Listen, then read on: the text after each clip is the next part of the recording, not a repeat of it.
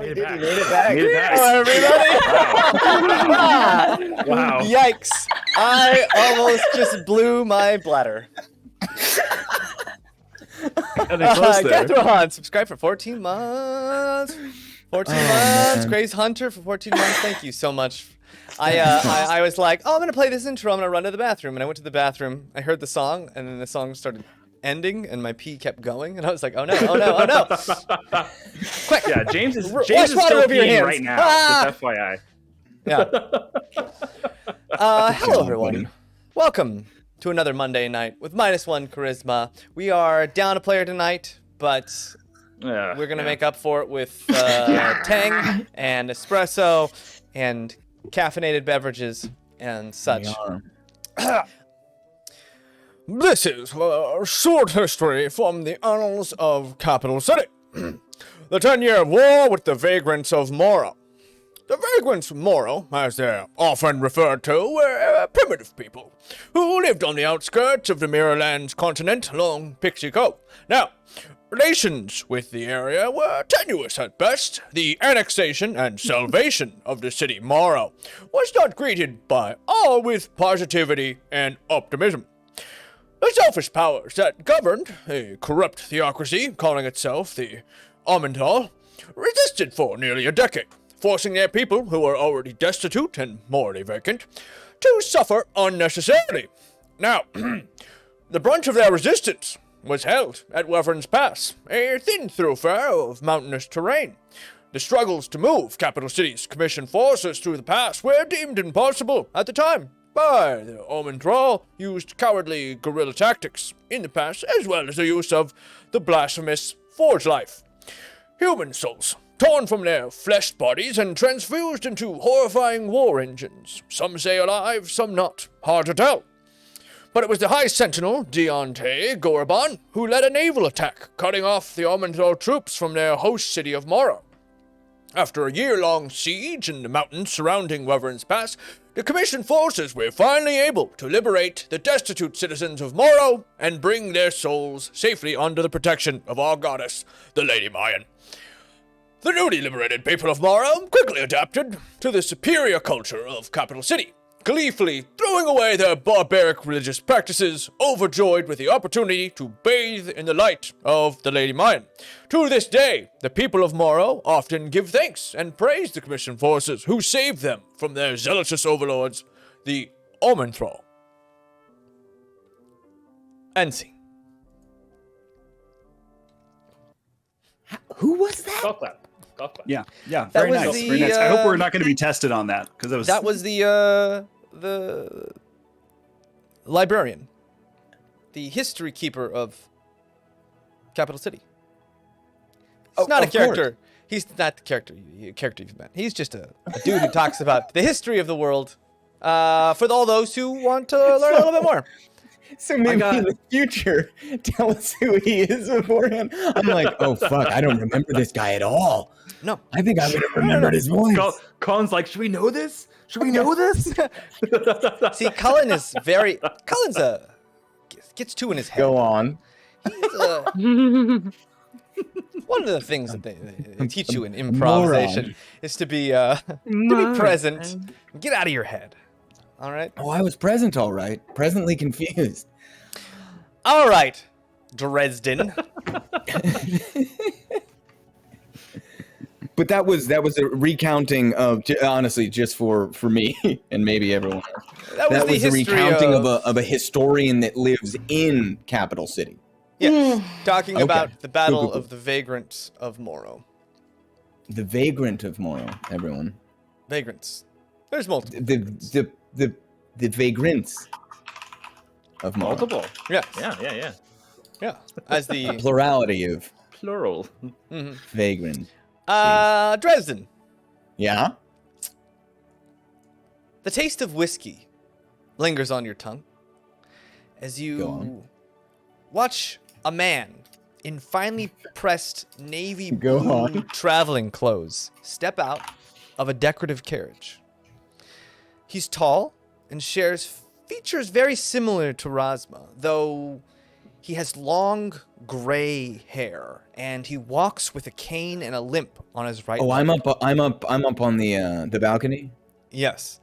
Yeah. You're That's standing right, there looking with down. Zakesta, and she looks at you. She quickly, eyes wide, hides the whiskey bottle back behind a book and motions to rejoin the rest of the group in the dining area. You walk over to the dining area and you find Agrir and Rosma standing up, clearly cleaning off their clothes, pinning their shirts, getting themselves ready to greet Phoenix as he enters. As they kind of line up and tidy themselves up, you hear the door open and his cane just kind of doof, doof, doof up the stairs to the second story, and he leads, though he had a patrol of guardsmen on horseback riding, he kind of leads 2 or 3 men behind him, all in these very nicely pressed blue uniforms, and he walks in. Do they look like I could take them? The people with him, they look more scholarly. They're more of a Rezik build. Not to say that Rezik isn't to say yes. traveled, but I'm sorry. Wow. fantastic. That's fantastic. I'm sorry. Continue. He kind of stops and looks at you all, and he has these very, very dark, piercing eyes. He stops. He looks at all of you, and the room is deathly silent. You haven't seen Zakesta maybe this stiff as she How old stands at does he attention.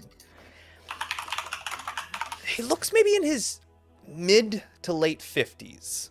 Okay. He still moves with assured steps and such, and he looks like a guy. When you look close at him, you see some scarring on his face. Clearly not from age, but from maybe old battle wounds or something. You see something Chicken there. pox. Like, this guy has lived.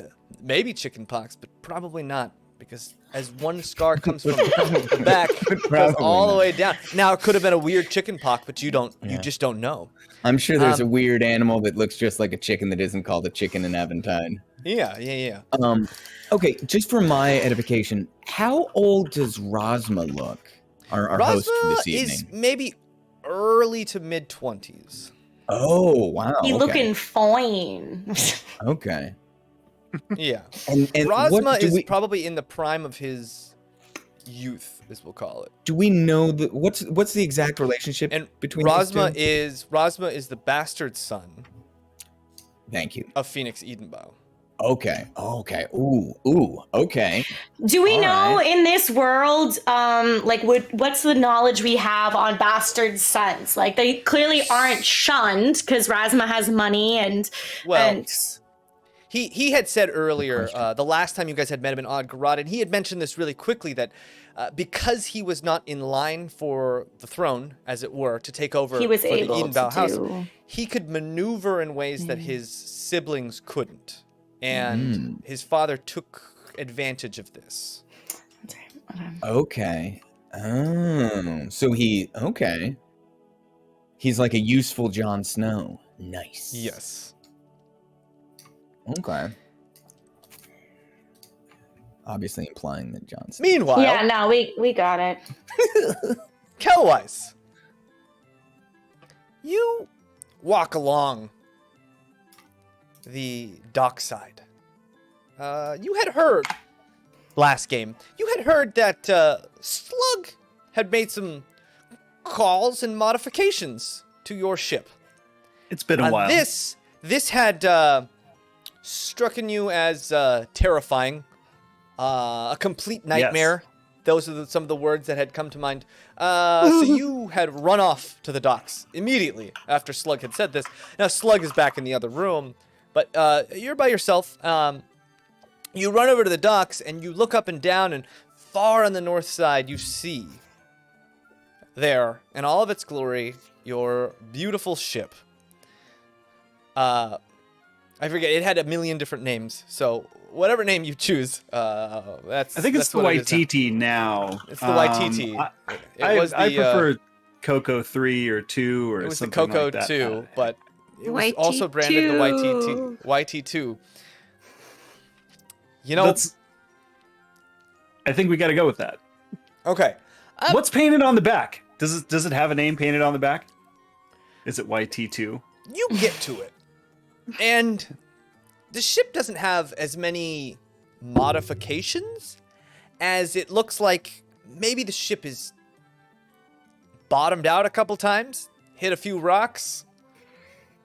Maybe a sail has been torn through misuse. Sail. Oh, A little bit. sorrow. The ship's not broken per se. It looks well traveled.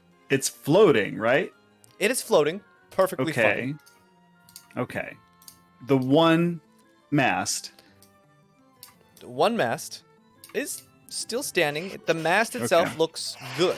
But you do see a man. There's a thin man on board. About average height, human. He's got very, very dark skin and this very curly mop-like haircut. And he's just looking over the deck, and he's writing on this small piece of parchment. And he's just looking around on your boat in a very detailed way. It looks like he's taking notes about sizes and stuff, and pulls out a small piece of tape and measures different parts of the boat. Hi. Hello? Can I help you? Who are you? Yeah. I noticed you were checking out my ship. Just was wondering who you were. Oh, and this is what your you were ship. doing. Forgive Well, me. it's our ship, but yeah. And you look at kinda him, my and ship. you notice he's got those familiar navy blues that pins him to the Edenbow household on. But he's looking around. Oh, sir. Very nice to meet you. Come on. I'm just taking a look at your ship. Rosm asked me to take a look and see if there was any repairs I could offer. I'm a bit of a shipwright working on it. My father is a shipwright working for the Edenbows, but I had some spare time and I thought maybe I could lend my services. Just maybe a few upgrades and repairs here and there. Forgive me. My name is Bo. Bo. Nice to meet you. Thank Bo you. Osen. Nice to meet you, Bo. I'm Kelwise. Nice to meet you. Kelwise. Nice to meet you, Yeah. Kelwise. Bo Osen. Okay. Yeah, I mean, I think any sort of help would be very welcome. To be honest, it looks a little worse than I remember it. I noticed a little bit of wear and tear of the sail, and Slug told me dings. a few of the things he tried to do while on night Oh. duty. Things I wouldn't recommend. Maybe- including. We'll just leave those to Slug to tell you. I don't want to misinterpret the things he attempted to do with your. Okay, yeah, I Vessel. understand. Yes. You ever had a bad feeling about a guy from the start? Yes. That's the Yeah. exact feeling I had for this man. I'm glad it wasn't just me. Okay. Although he does have a hardy sailor quality to him, that I must admit. The man belongs at the sea, just maybe not behind the helm. Yeah. Well, Yeah. things to keep in mind for next time, supposing there's a next time. I hope there's a next time. Well, it's not broken, just dinged up. Nothing I Just can't dinged up. repair. And this big hole in the side, too. Interesting bit of Yes. patchwork here. Yeah, well, we kind of had to make do with what we had. Yes. Anything you can do about it? Surprisingly good job. Maybe Oh, reinforce thanks. it, but looks like this repair job doesn't Great. need, well, nothing I could do. So, Unless you refit the whole hull, which is possible. Just timely, pricey. yeah, and that's what I was going to ask is what's this going to set us back? What sort of Well, the timeline basic we're looking at repairs. to make all these repairs? Rosma, let's be honest, on a ship this size, no repair could be really out of his price range. But it will take a week Maybe 2, depending on the upgrades you want to make to this ship. Oh. There's Do you have a list? Lots of things we could do. Well, I noticed your boat. Half-baked, I'm going to call it. Half-baked. Okay. Ready for both sea battles, but not really. And No. meant for traveling people, but not really in cargo. Yeah. If you'd like, we can specialize. I could change your ship into a more battle-hardened Corvette class ship. That would slow it down a bit, but make the hull much hardier. It would, I can make some space improvements on here. Also, it would also clear up room to put another hard point, which you could put, well, another siege weapon, if you'd prefer, on the front and the back.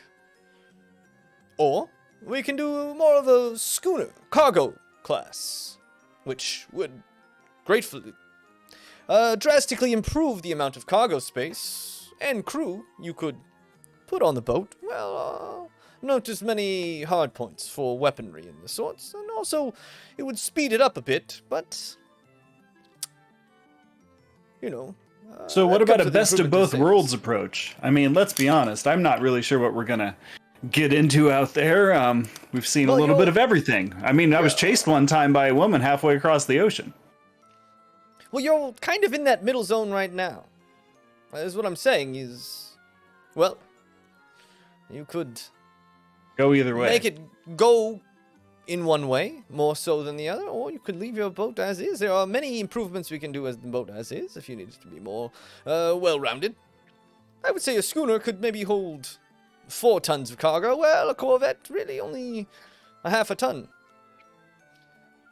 Of course, Half a both of these designs I've added a raised deck, and was hoping, if you'd like, we could put private quarters in the bottom.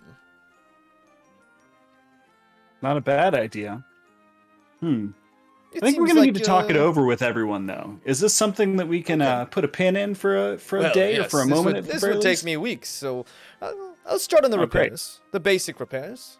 This mast, those dings, the misadventures of Slug, and talk it over. Now, do note that there's room for either 4 or 8 quarters in the bottom. Now, you will reduce the cargo hold size if you were to add more rooms. So And keep these that be in mind. single rooms? Well, singles or bunks, depending. Okay. Yeah. I think that's probably a good option. I'll talk over exactly how many we're going to need. Well, also, Speaking of Slug, is he around? Just out of curiosity. yeah, Slug's the one who told you that he did some stuff to your ship. He was at Okay. Rosma's. He was eating at Rosma's house with everybody. Got it. Okay. Well, Yeah. there are other things we need to consider. Do you, how do I put this lightly? Do you travel in rare cargo? Cargo that you'd like more on the discreet side? It will take a little of your cargo space, but I can make we'll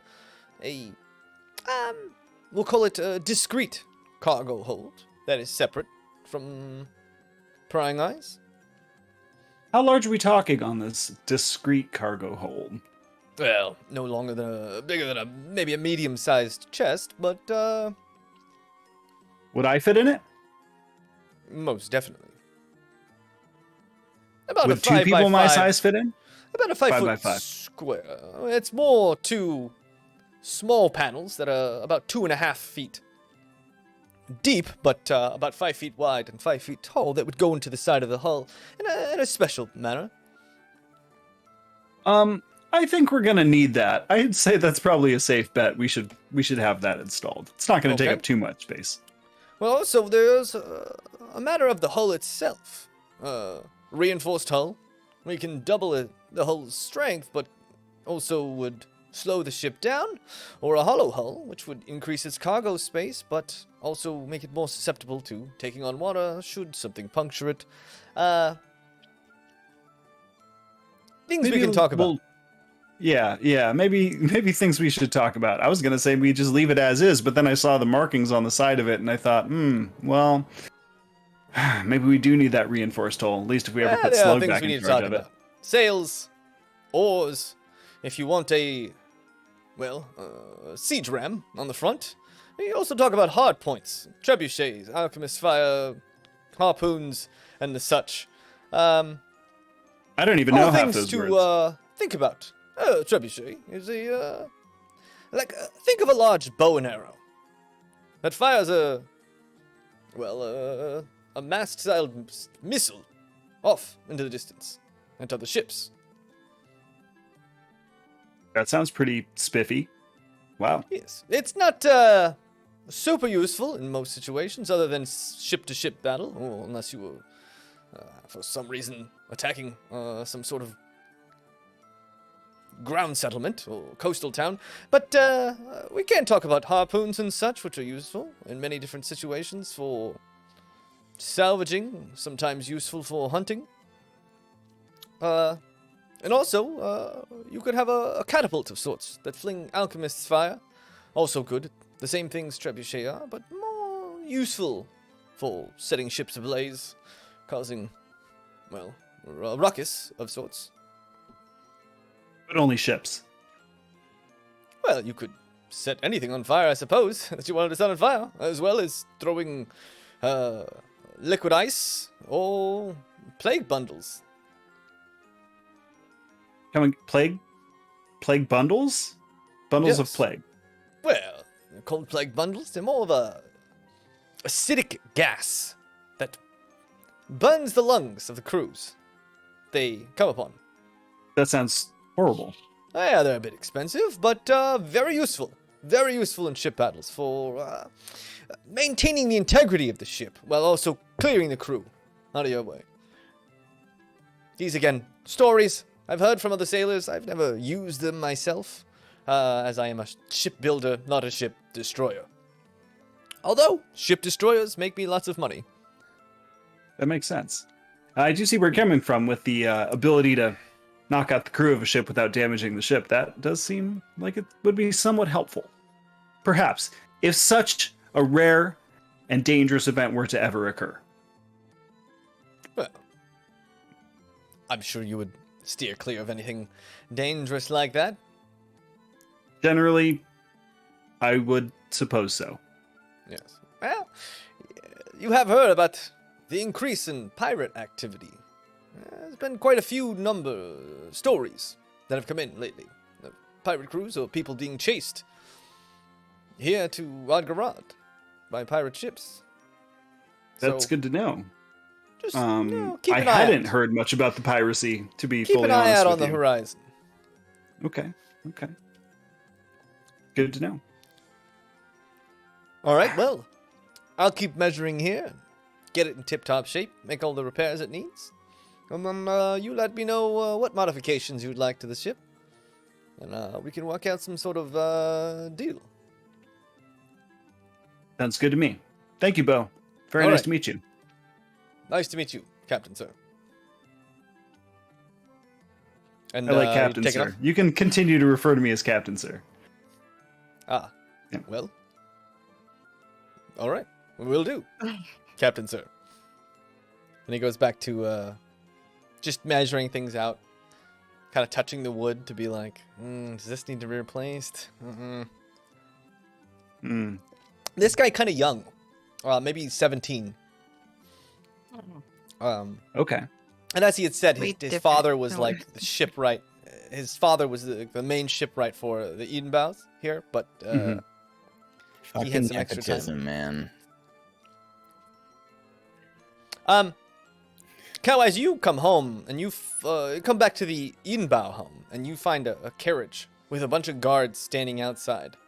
And meanwhile, you talk to the guards, and one of the servants walking by informs them that you are a guest of Rasma. They let you into the house, and you walk up and you see this man who just kind of walked up these stairs staring at everyone. And he's got this deep look like he's judging each and every one of you. And he goes one by one and stares you straight in the eyes. Just...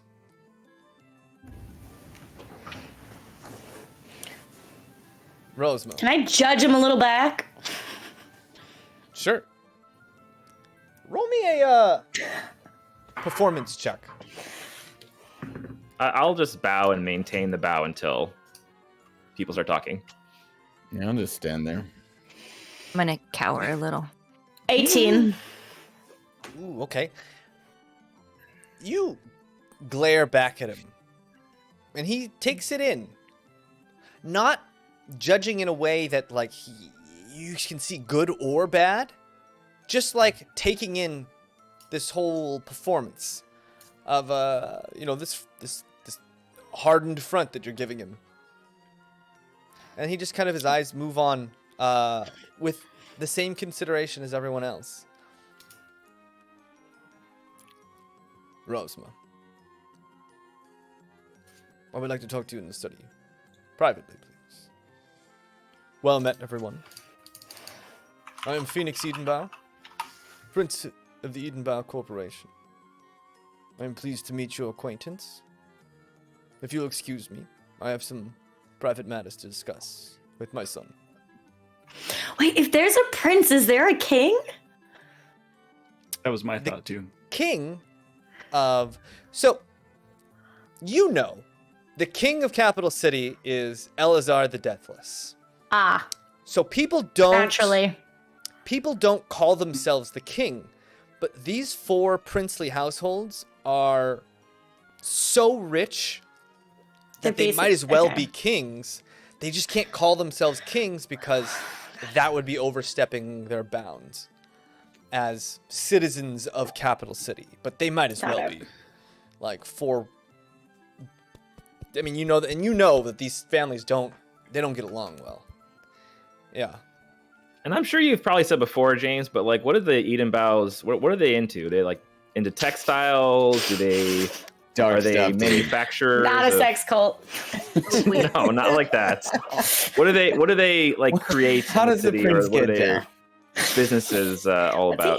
Roll me a history check. Okay. I have this giant die now. My fiance. Oh my God! Oh That's my so God. fun.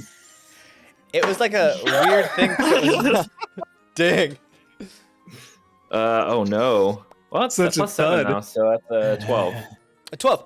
Yeah, you know generally the Edenbows deal a lot with imports and base materials. They do a lot of like stone and woods and rare and base material imports and exports. As you know, Capital City doesn't...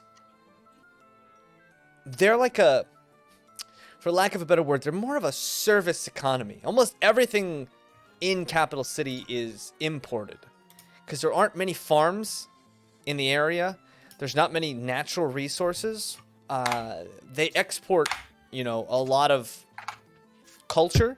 They export a lot of, worked goods and fine manufactured goods and such. But the Edenbows import a lot of just raw materials. And they also have, rare imports that are from out of the where.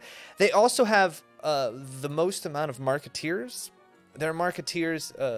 Most marketeers tend to work for the Edenbow family. Those young kids who work the capital markets. Those crazy... that fucking labyrinth where we almost got lost from one another. Yes. In the city. They tend to have a pretty strong foothold with them. And... it seems that they probably play the markets pretty hard in their own way. But that's generally what they're known for. Cool. Okay. What they're known for. So what do they really do? And so It's their secret Rosma business. nods to you all and heads off with his father into that study to the side. And they start talking, and they're talking pretty hushed. It doesn't seem like an angry conversation, but it's impossible to hear what they're saying. And a couple of guards kind of stand in the hallway that connect the rooms. You can't really go over there. What does Zekestra look like right now? Zekesta? Zekestra? Zekesta. Zekesta had that very kind of ostentatious, fancy-looking dress. We were talking; it was almost like a Lady Gaga dress. It was so kind of Here, buddy. Okay. What is she? Zekesta has she had tied back. She had her hair on the Did sides. she look concerned? Oh, you should have said what was her demeanor. You said, what does she look like? I was like, all right, we'll give a description again. Okay, I'll tell you again. She looks hot. There you go. Like that No, does she- dangerous hot. What would I she perceive of her looks- demeanor, DM? She looks very Insight check. only almost militaristic. She looks like she's a soldier at attention.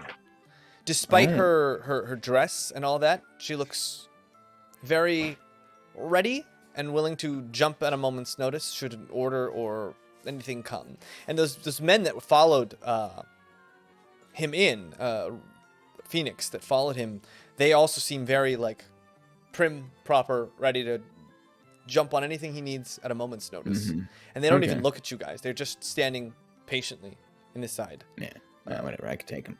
And, I give her that sort of like a yeesh kind of face after they leave, making sure that like at least the old man can't see it though. Yeah. I don't want to get And my she head kind lopped of she kind of looks at you and off. like gives you like a Yeah. yes, but mind your manners. yes, but no. What's this happening over here? Oh, we shared a dream. Dresden and And yeah. no. And Cornelia comes downstairs. And Cornelia has been given a new outfit that I will What do I tell you look guys Not about. Kelwise? What's her demeanor? Well, I can't tell you that. What does she look like? Cornelia comes Yeah. Tell in me an the outfit. interesting I'll let you know. looking vest. Cornelia's got this big white vest with a huge collar that comes up on the back, but this vest is puffy, almost like a down vest, and it's big and almost rotund. It's very warm. It's puffy and round, but it also like slims in this like black belt, and it's pure white. The entire uniform is just pure white, and it's got these big, overly baggy pants made perfectly for Cornelia. And the arms are completely bare. It's just this vest. It's almost like a vest that turns into a dress because you tied the belt in a way that it goes down. I said I wanted kimono, and he gave me the complete opposite. I was gonna say, did Cornelia make this up, or is this like a Karoo special? Because the I designer's name is know. Karoo. Very grumpy. Like my parents just made me put this on, and Yeah. And you Yeah, guys look yeah, at You're like in a Christmas Story when he comes down in the bunny outfit. Exactly. Well, it's more like the little brother I when was he gonna say can't that. put his arms down. That's what it looks like. And Cornelia, move yeah. my You guys aren't Stop, absolutely stop. sure. Like, if you just pushed Cornelia over, she wouldn't just roll out the door. That being said, Cornelia, it feels like you're walking in a cloud. I'm gonna just walk around, a little grumpy, but then as I'm like walking, all light-footed, like a little cloud, I'm just gonna kind of dance around. So I'm coming down the stairs from our room to join the rest of the group.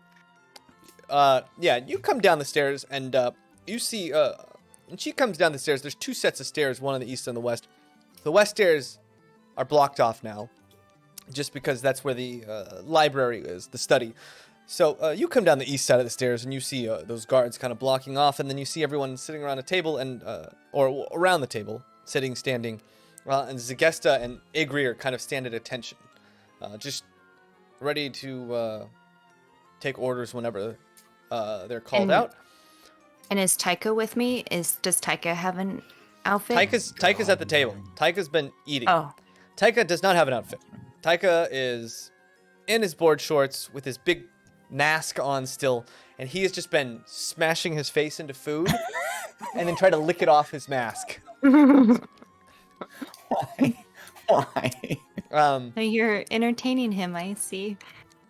Yeah, and Kellwise, you see this, and the guards motion you down the stairs the opposite way as you come up.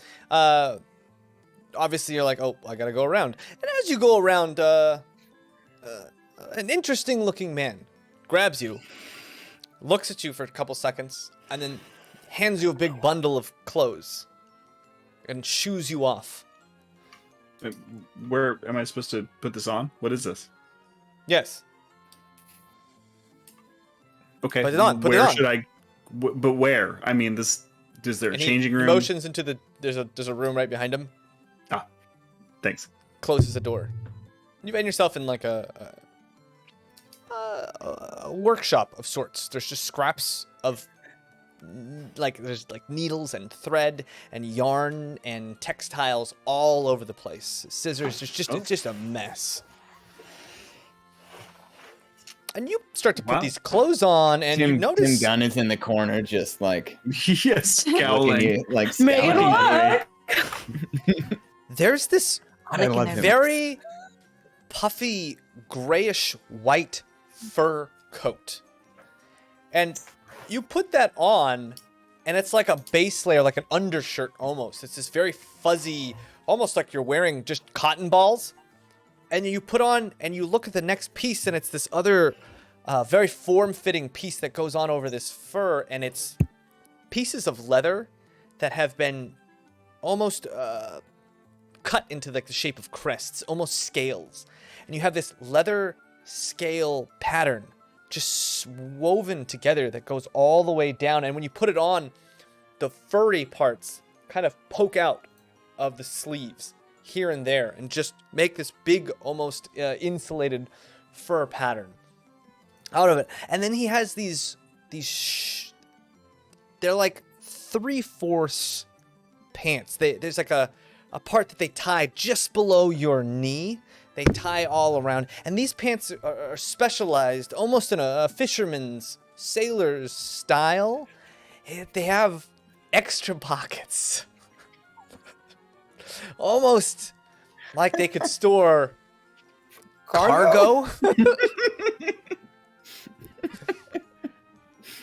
So Dreams these do are come true. 3/4 3/4 cargo Are they matching white? pant shorts. Or what color are the pant shorts? No, so the Cargo pants are complete. this dark. Cargo shants. They're almost like this dark gray color. They're a little bit Okay. darker than the fur, and then the leather itself, decoratively sewn together, is this bright brown color, this very vivid brownish color. How positive am I that I put this on in the proper order and that the leather part isn't supposed to go underneath the poofy part? You take one step out the door, and the man who handed this to you is there. He looks you up and down, and he instantly starts fiddling with stuff and redoing things, putting clamps in places that you're like, oh, okay, interesting. And when he puts it on, it feels much better when he fixes all the straps and such. And it looks kind of neat, too. And it's almost like the leather comes down in this scaled pattern, comes down across your chest, and then almost cuts off halfway, and then the fur comes out of the side. So it's almost like this two-toned leather jerkin. Oh man, this is like straight out of the 70s. I love it. How long is the coat thing? How long does that go down? The coat hits right to your waist. Just And to then- waist. Okay. And then ties off. Okay. Just below your pant line. And what were the shoes? Were shoes provided, or am I wearing my regular old Kelwise shoes? It kind of fixes your outfit and then just FOs. And you're left without shoes. Just like Lenny Kravitz. Okay. Well, I kind of wish I had some matching shoes, but And you take know, two steps and another man comes up with a box. feel pretty good. Oh, He looks at you, looks at your feet, are these shoes? kind of takes his thumb and nods, opens this box up, and these two very nice leather boots come out. Oh. And these boots are decorative in a way that, like, maybe feels a little overdone.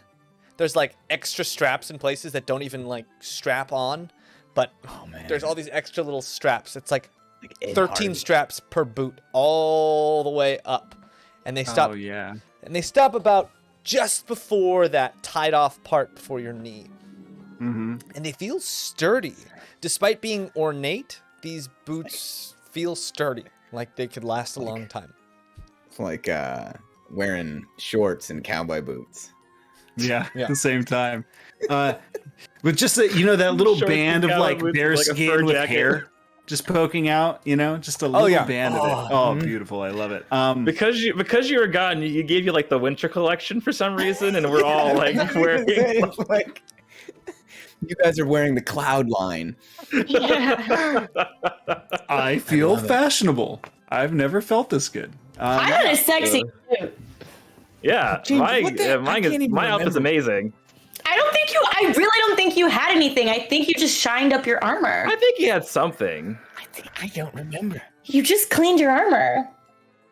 Yeah, just so you guys know, I'm wearing like awesome new wizard's robes that have like it's like to make blue you feel with, worse. like, yellow swirly kind of stars on it, and then my the sides of it have these like nice kind of mesh or like silk that kind of like goes from my arm to my body. You've got like Spider-Man wings. Yeah, and it's kind of like butterfly wings almost when I like raise my arms. It's really The 70s is alive. He's just like rolling around. He refuses to put his arms down. He's just walking everywhere with his arms down. Hello. Airing out my armpits. My armpits. They're stinky. Oh God, James, did I have new clothes? I honest to God can't even remember. I'm pretty sure you did. Yeah. Right? Okay. Well, we'll assume they're nice. I'll go back and watch it again. I honestly can't remember either. Right? I remember See, what I'm Pup like, was I don't know wearing. what. Yeah, me too. Whatever. And Trust what is is your wearing thing? a purplish black power suit. Yeah. She looks dope. And it's like it's like scalloped here, and it matches the curve of my horns. Oh yeah, the cut kind of matches in a way that mirrors the horns. Yeah. Oh, James described ours really cool. I like love Yeah, the way he described I'm it. sorry, guys. I don't know what happened. Yeah, can I walk over to Trust and ask if she wants to trade outfits? We're all just in a circle, just like looking at each other's clothes, like, not bad. Cornelia looks like You guys clean up nice. straight out of like the Gap fall catalog. Wow, you're really punishing Wow, them it for just not made it being here. Jeez. I just wish we had gotten to take like a bath before getting in these nice new clothes. I think you did. Yeah, we did. We were able to Great. relax. You for a all- while you all were before. able to- Yeah. You had about an hour to like bathe and wind Assumed. down before you were That's called. good. Also, Cornelia, I told you no. Dang it. Thanks, anyways. So there's those guards, the prince's guards over by the door, you said? Well, they're by the hallway entrance that just leads from the Okay. dining area All to right. the lounge. And if we're all like sort of huddled up and under the guise of like looking at each other's clothes, I pull resin. Are those your wiggly finger types? Look over. Do they appear to be kind of arcane users? in They some don't way? seem arcane. They have a very Okay. martial stature to them. The guards do. The scribes that were following around. He had guards, and he had also like 3 people who were much more scholarly that were just kind of following him around. That looked like they were keeping track of things. Accountants, maybe, is your best bet. How many guards? There's 2 in the hallway. There was about a dozen guards that had came But there's with him. 2 in the immediate. There's 2 in the immediate hallway. Yeah. I'll just grab a couple of glasses of whatever is being served and sort of wander over and offer them to them. Nonchalant, just guys, And one of them, the taller one kind of looks at you. No, not while on duty. Thank you. All right, well, I had to offer, right? And the other one, like, literally takes its hand and puts it back down. I'm gonna say it's a test. Good news, you both pass. When you get off, right? And I make a point of really just going, right? Yeah. but not. I'm trying not to be a dick about it, but in like sucks to be you, right? Sucks to be on patrol. And then if they don't seem to be very forthcoming, I'll yeah, they seem to be very. I mean, they're on duty. Yeah. I expected as much. They seem at ease. They don't seem like they're about to be attacked, but they do seem. Yeah. You know, and Igrir kind of. Well, shall we check out the Dinghammer? Is that the huge dude? Yeah, Igrir is that massive guy. Okay. He sounds more confident and outspoken this time than before. Right. And he says that, and he says that, and Zakesta tilts her head, like, maybe that's a good idea. And she turns. Let's well, go check out the Dinghammer. That is if you're brave enough. I just push Resin ahead of me. Yeah. And yes, we would like to check out the Dinghopper. Time to spread your wings, brother. Dinghummer. You guys walk down. They take you downstairs and then out to this side yard, and there's this big, almost workshop type area. You walk in, and there's just scraps of metal and weapons, mostly training weapons. It looks like a training hall. And in the back of the hall is this almost looks like a cauldron for a chest. Like, it looks like it looks like they've taken almost household things, broomsticks and such, and stuck them almost like a snowman looks. And it's just slumped in the side corner, and it's got two eyes painted on it. Okay. It's like a little like practice dummy to like hit. It's a little practice dummy. Yeah. Gotcha. Okay. And Igrir kind of looks up, picks up his shield, that huge, massive tower shield, door. holds it ready, takes out this massive mace he's got, smashes his shield as Zakesta kind of walks over, touches this thing very, very gently, and you see this small set of runes start to glow with this almost firelight as they move down the body and then wrap around and start wrapping around the appendages and the head, and this thing starts to clunk clunk clunk clunk clunk clunk clunk clunk clunk clunk clunk clunk clunk clunk clunk clunk clunk clunk clunk, and it pops up. And Okay. Igrir kind of looks back at all of you for a second, steps into this circle that you now see is kind of worn down quite a bit, but there's this circle made of paint and these runes, and steps inside, and the second he steps inside, that big thing starts running towards him and starts swinging these wooden arms. Now, you think these wooden appendages are they're light and they're small, but the force that they hit with is intense, and it should break them, but it doesn't. And these runes wrap all the way around this thing's body as it just viciously starts attacking, and Igrir easily starts just blocking with the shield and then smashing the side of this thing. And it's this very primal looking savage combat as this thing attacks endlessly, and no matter how many times Igrir gets a hit in, this thing doesn't stop. And you notice at one point sparks start to fly, and you almost see a dent in this big cauldron body until the dent poof pops back out, and the thing just comes out, and it goes, and Igrir, after 1 or 2 minutes, starts to tire out, and eventually the thing pushes him back, and even this massive man eventually is pushed out of the ring around the outside, and as he steps out of the circle, the thing kind of clink, and its body spins around a few times and then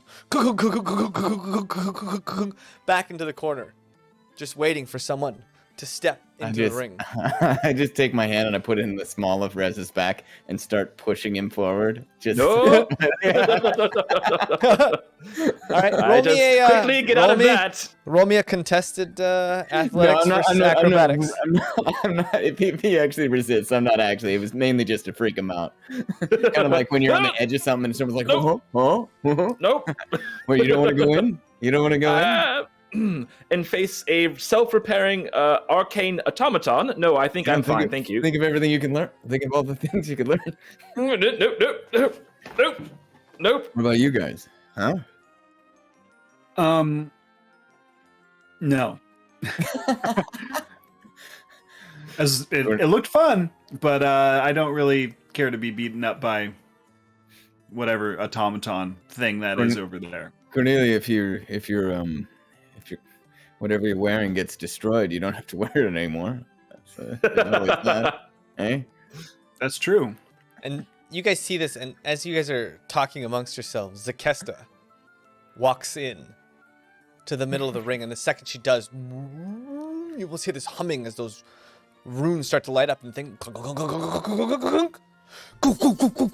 comes after, and Zakesta has this thin, long saber, and she jumps and dives very, very dexterously, and in a way that's almost like an art form, where she dodges just enough, and that wooden arm just kind of, when you see the wind pass and blow her very straight hair back and forth as she dodges in and out, stabbing in and slashing with this saber. She gets 3 or 4 really solid hits in before she has to use that saber to block.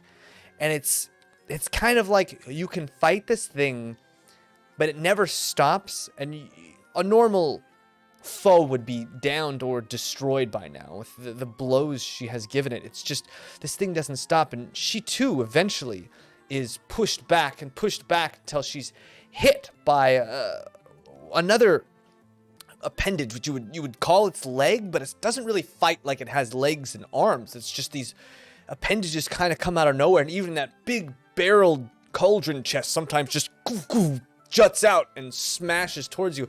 And eventually she takes a hit as she tries to block with her arm and is pushed out, sliding on her feet out of the circle. And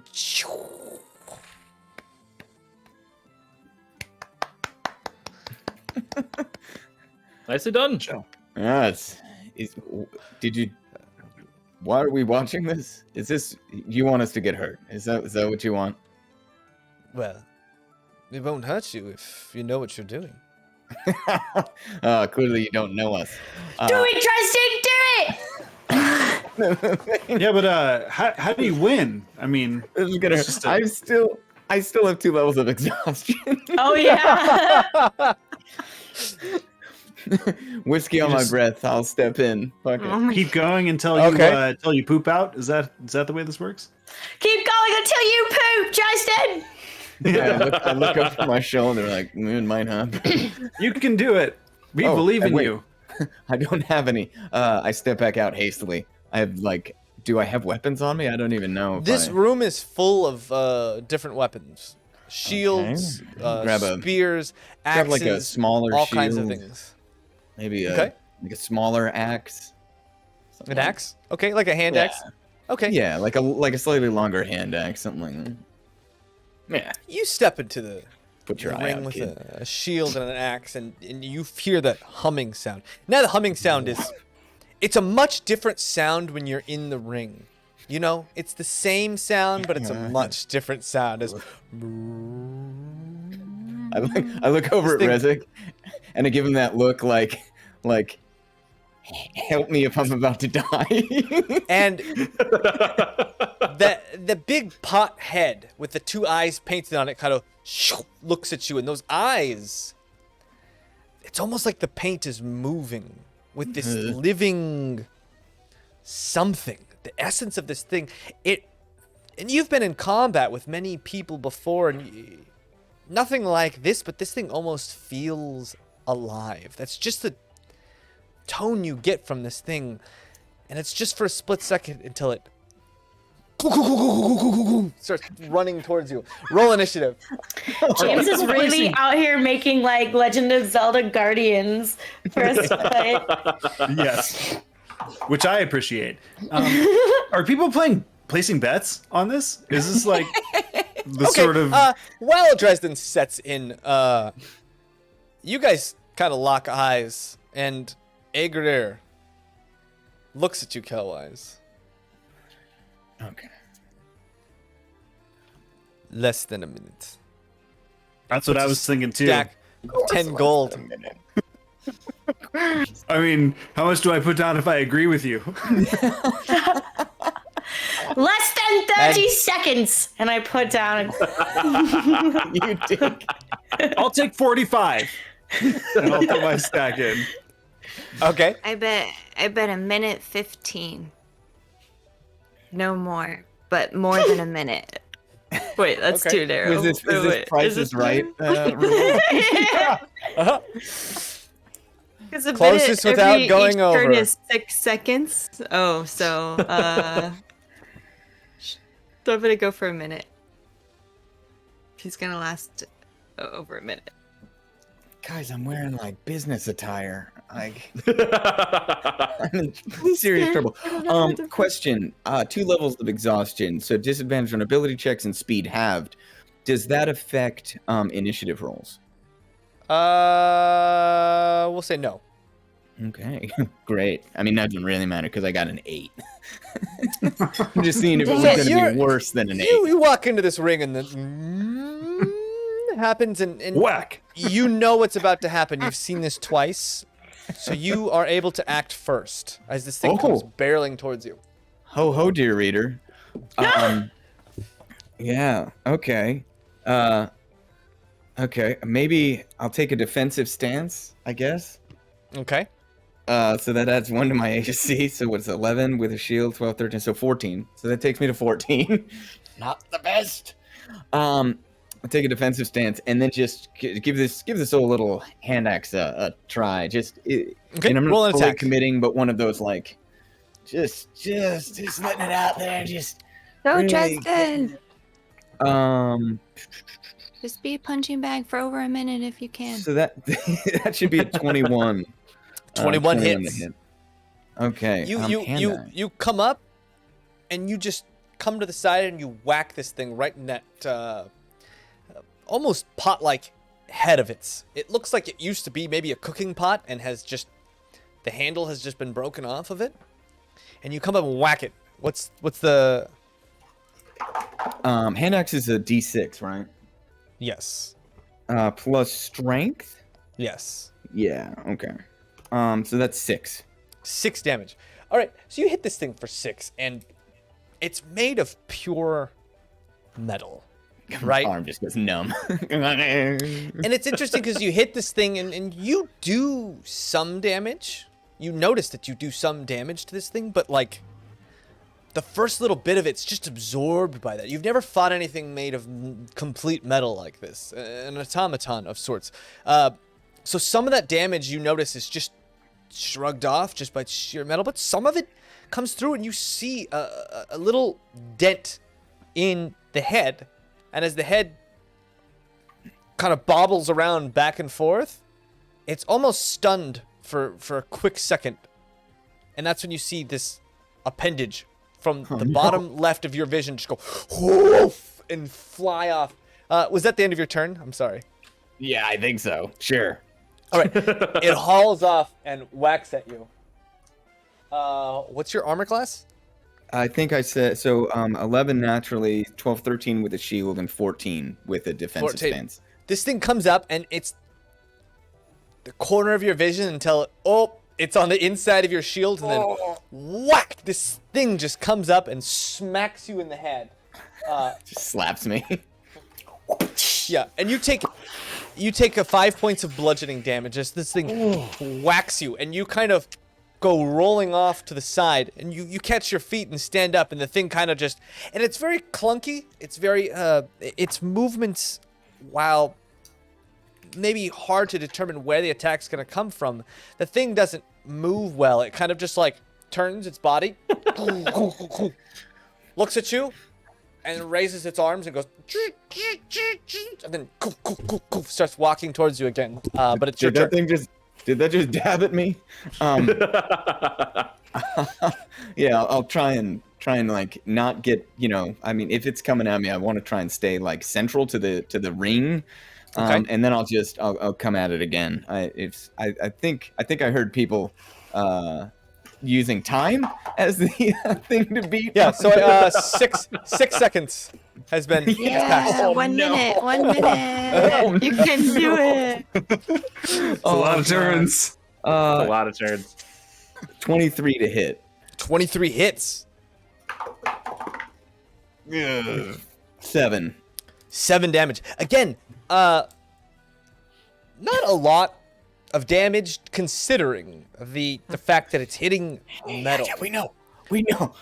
But sometimes get through and you hit it again on the head, and that head just boils like just bobbles around, and you guys all hear this as Dresden nails it in the head.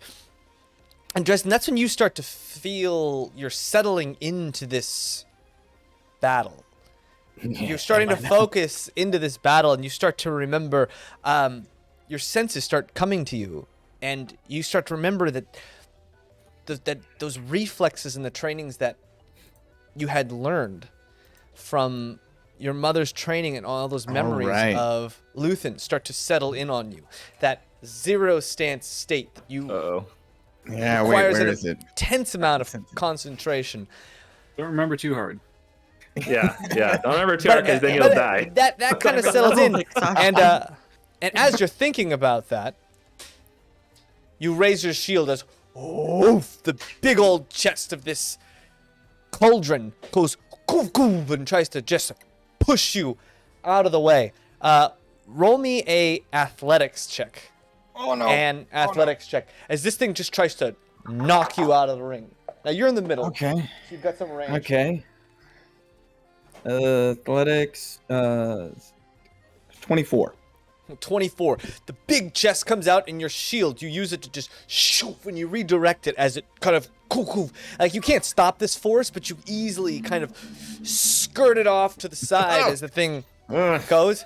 And you start to see, and all you guys start to see as it misses, almost like the eyes get angry as if it's mad it missed, and its arms just start to rage back and forth. And then you look, and as you're looking down, both of those arms that are going back and forth just shoof and try and smash down on top of you.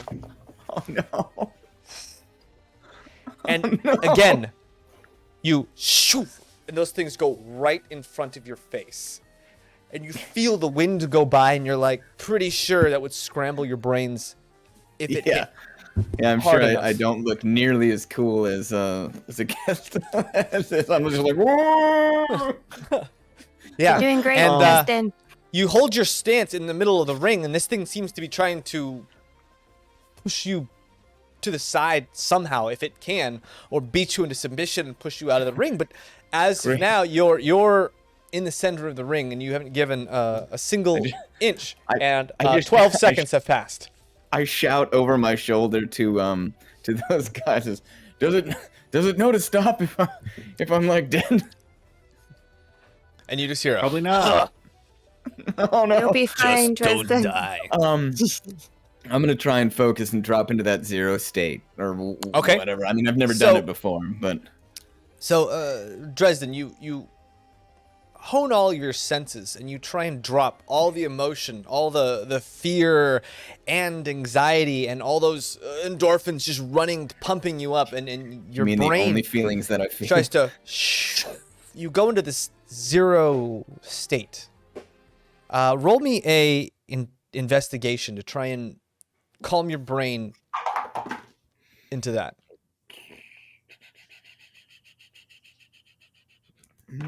Oh, natural 1. Ooh. Great. So that's a 4. A 4. You try and Really drop into doing the it, state, guys. and shoof, another arm goes flying by your head. And as that happens, you're like, nope.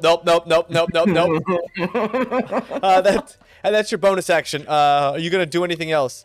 This thing's head looks a little dented now.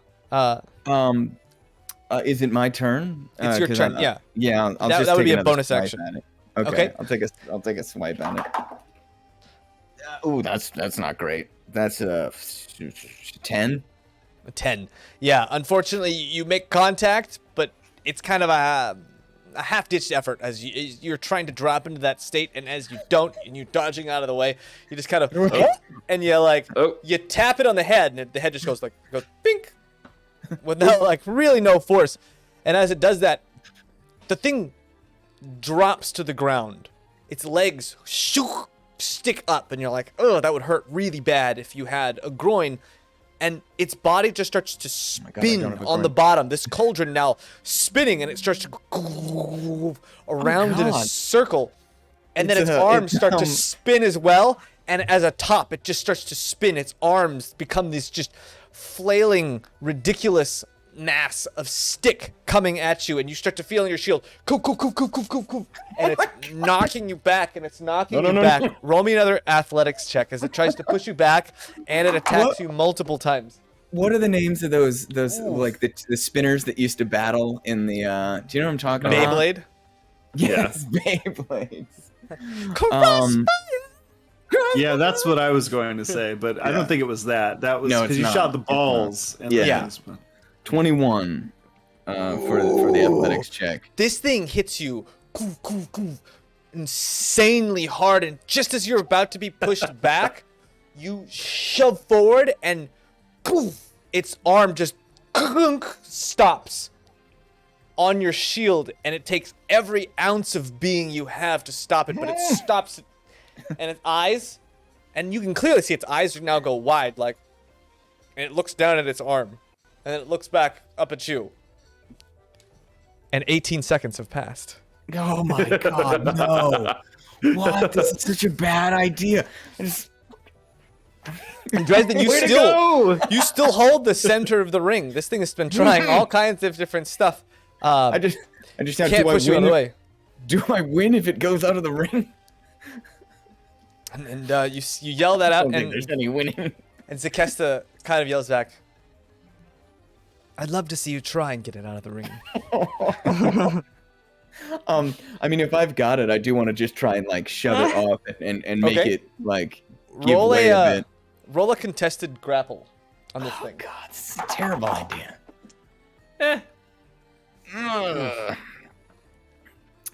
15. A 15. You get it up, and you get it off guard as it's looking. It smacks, its arm smacks against your shield, and you're like, this is my chance, and you just lean in and you shove, and this thing kind of goes, it falls over, and then its head kind of hits an invisible barrier of something, and it just kind of against the wall, and then you see its head just kind of shake its head, and it blinks a couple times, and then its eyes just kind of, and you swear you hear this little steam kettle sound of anger come out of the center of this thing. I just look over to Zakesta. You bitch. And she's just kind of like a... You've killed me. And this thing kind of... You've got this, Dresden, steaming push! now. Its arms just start... And they jump. This thing literally jumps into the air. All the pieces of it go... And it comes to smash down on you with both of its arms. No one's gonna help me. I love you guys. I love you guys. Nat 20! You got to make it 3 more rounds for me to get money. So maybe That's a nat 20. We're gonna see what happens. Oh no. 4. Oh god. This is like Three Stooges bot, by the way. It's like yeah. Dude, if I get maimed for life from this thing, I'm gonna be so upset. Yeah, during a 20. practice round. When I've One. been drinking. This thing comes up, smashes down on you with thousands of pounds of force at this point, and your arm gives as your shield explodes and your body is thrown backwards.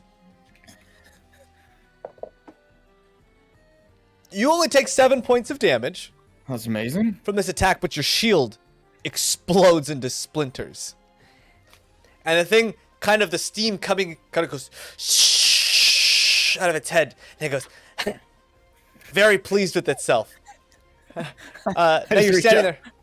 Reach out and come on, guys. Come on, guys. Yeah. Can I use my mage hand to like grab another shield and bring it over to him? What? This isn't a group sport!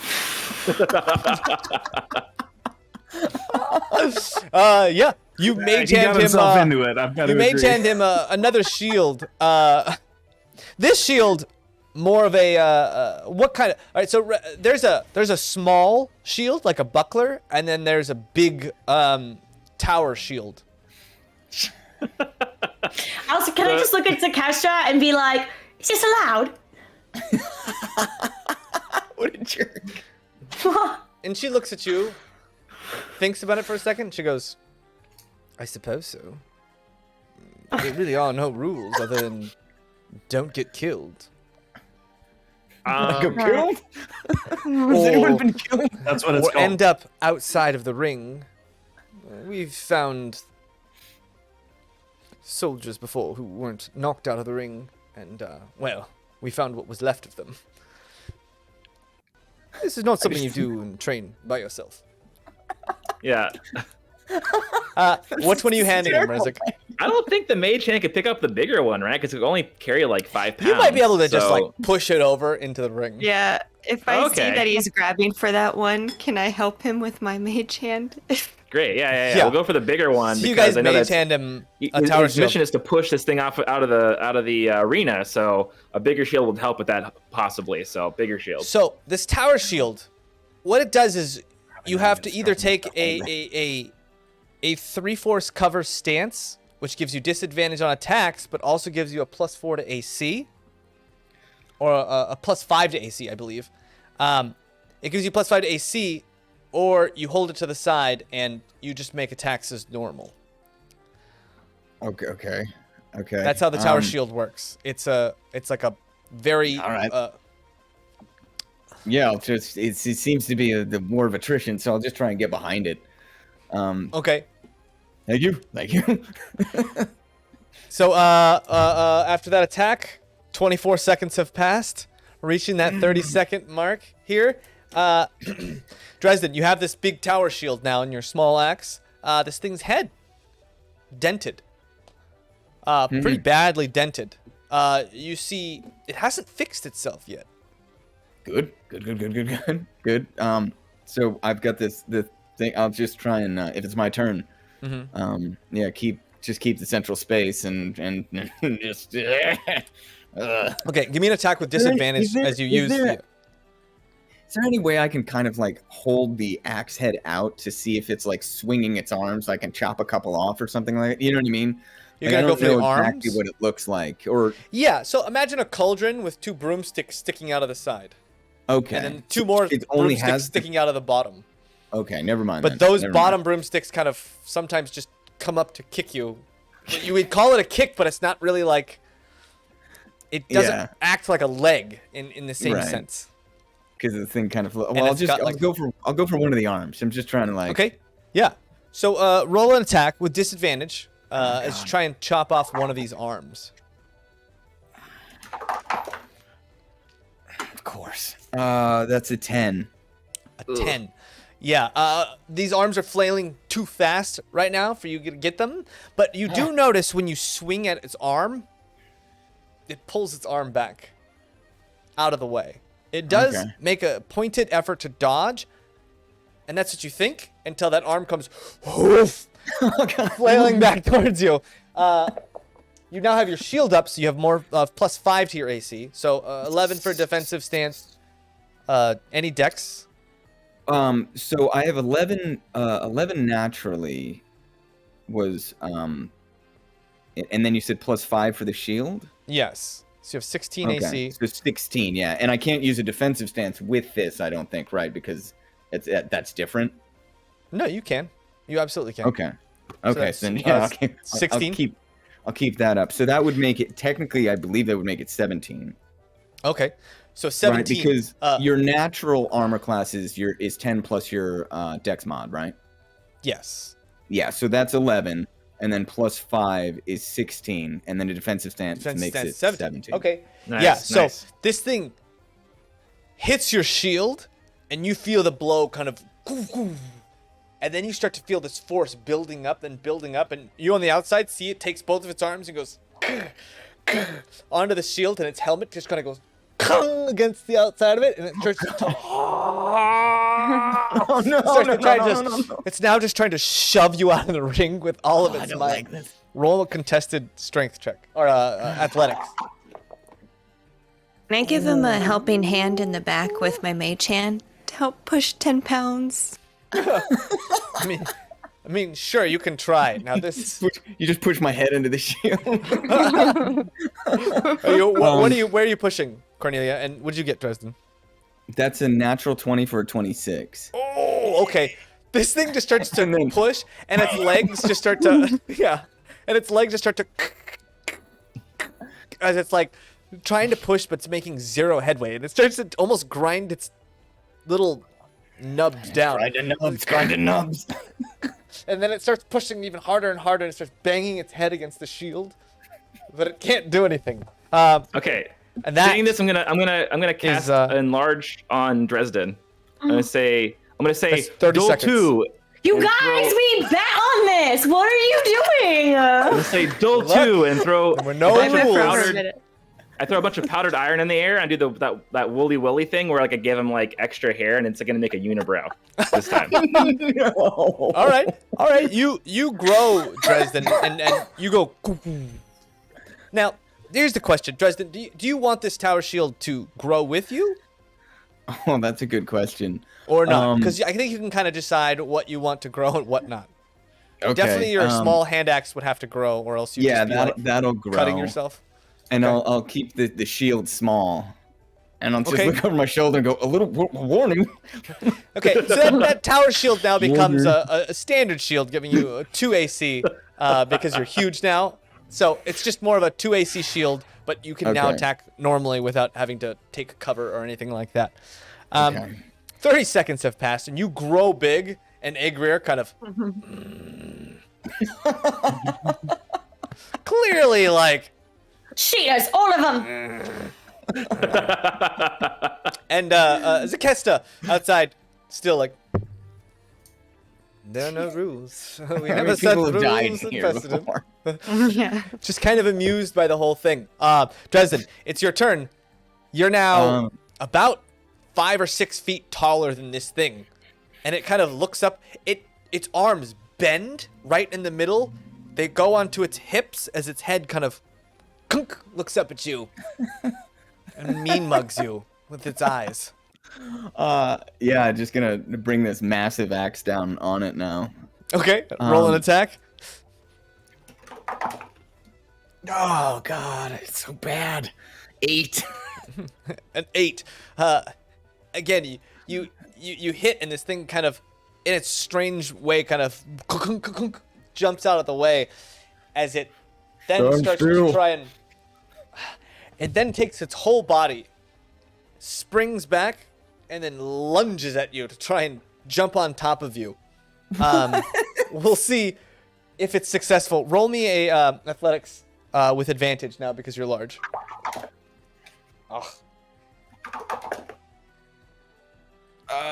Letter 18. 18. So you manage to just kind of knock this thing away, but you notice it goes, you push it away and it goes, smashes against the side of that invisible barrier that holds it in, and then bounces off to the other side. So this thing just starts kind of, I think I made it worse. jumps up on its, jumps up angrily, and then just tries to stab you with one of its points. Oh, Oh wait, God. so it can't be pushed out at all? And It just bounces No. back into the. Oh my No, gosh! yeah, How do you this thing win is- then? This thing is stuck in here with you. It's self-repairing and can't be pushed out of the border. So how do you even win? It just- Give I up, laughed. Tristan! You stay It in more than a swings at you. minute. That's It how you swings win. at you, and it Yeah, and it's it, boring, and it I guess. just I win anyways. it just whiffs completely. It's rolling.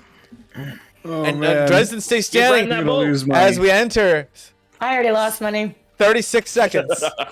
Oh God. Rezek decided to play the hero for some God knows unwinding. All right, Dresden, you have the opportunity to try and enter that calm state again, if you like, as a bonus action. Yeah, yeah. I'd like to. I'd like to. Now that I feel like I have a little maybe breathing room, I'll try and go into the 0 state. All right, you guys see as Dresden's attempts to focus. And He's what closing was, his eyes again. Stop closing your eyes. No, keep closing your eyes. Tristan! Give them closed. Why are they closed? did you say an investigation as I'm trying to? Yes, investigation. Okay, so it's 10. A 10. Great. It's enough. As you feel the air still Man, this around is a ripoff. you. We're gonna be so rich. It's enough as the air stills Oh my around you, God. and sounds the sound of people talking and their voices kind of drift off. You're aware that they exist, but any sound that Just hear doesn't Trust being like, pertain, this is bullshit. In the back. anything that doesn't pertain to what's going on immediately in front of you, all those macro thoughts fade away, and you are just completely focused exactly on what's going on right now. Okay. As you enter your 0 state, Okay. gaining Super. 19 to 20 crit range, Okay. blind sight up to 5 feet, and damage reduction 2 for all damage types. Okay. Okay. Yeah, that was my bonus. I'll just attack this bastard. Okay. As You raise hard as I that can. large axe up, and you attempt And to add just a D4. smash down on that thing. Is it a straight? It's still a straight. It's not with advantage, Yes. right? Yes, it's Okay. still a straight roll. Yeah. You 23. can add a D4. Oh, 23 that's great. hits. So you had Oh, a I added a D4. You had D4? D4 to damage. Oh, copy. Oh, damage. Okay. Yeah. So it's it's the original damage of the Yeah. thing. So it'll plus be a D4, D6 plus a D4 plus a D4. Okay. plus your strength. Ooh. 11. Oof, 11 damage. Boom! You smash this thing. Its head just kind of goes. Its eyes blink a little bit, and you start to see it. And the pot lid poof, pops God. back out, and you hear a bing. And you look around, and right on that cauldron, you see a little tally mark shink appear on the cauldron. The thing shakes its head, Is it good or looks bad? up at you, and jumps at you, starts flailing its arms around again. And it swings at you twice. Oh no. If you go down this turn, I'll give you half my winnings. No, Both don't attacks, do it. both attacks miss. As we Oh enter, my gosh. 42 seconds. Oh my god. Good god. Half the winnings. And Dresden, you start to feel a pull. You remember now. This thing is basically unbreakable, uncuttable with your weapons. You can smash it to death, but really unbreakable. But you start to feel a tug just at the back of your consciousness. A little grin pops into your mind. No, not the time. Not the time. And it's just like a Focus, whiff. It's just a whiff to remind you it's always there. God. If you need it. And you remember when you attacked Luthen, you cut through everything. It was like your weapon was made of pure energy. Yeah. And it was like a hot knife through butter cutting through this plated, thick steel armor. Yeah, but then I almost had to have Rezik wipe me. So, so maybe that's probably in the forefront. And I'm like, okay, yeah. Stop. Yeah. Yeah. And it reminds you it's there. But it's completely within your purview. And you see that Luthen diamond still shining brightly on the crown. Yeah, you leave me alone, Luthen Diamond. I'm just gonna attack it. I'm Okay. trying just whew. 22. 22 hits. Okay. If I get like 16 check marks, I get to go home or something like that. 10 points. 10 points of damage. Nice. Yeah, you smack this thing, and you hit it, and again, the resistance, you hit it right in that big cauldron, and you make sparks just explode out of its side as you look at your axe, and you're like, my axe, the edge in this axe is gone. But it's a very skinny. you're hammer not at using this it anymore. Yeah, it's basically becoming a hammer as you just batter away at this thing, and you do quite a bit of damage as you smack this thing, and you guys all on the outside hear a gong. And this thing kind of looks at you, Dresden, trying to figure you out. Now tall, and it drops to the ground. Its two legs pop onto that little helmet. The helmet pops off of the cauldron, smashes to the ground, and starts spinning around in circles. Just spinning around as the cauldron itself starts spinning around in circles, and both of them start flipping around this space. Just these wooden broom, almost propeller type things. It's like bounce around, and they attack at you. God damn it. And 4 attacks come at you. Get him! Big money! Big money! Which all miss. No! He's huge! How'd you miss it? Wow. Using And- Bobby Dice. The body comes back. Its I'm legs gonna go down. walk back in and like start eating desserts. Like I'm Yeah. done.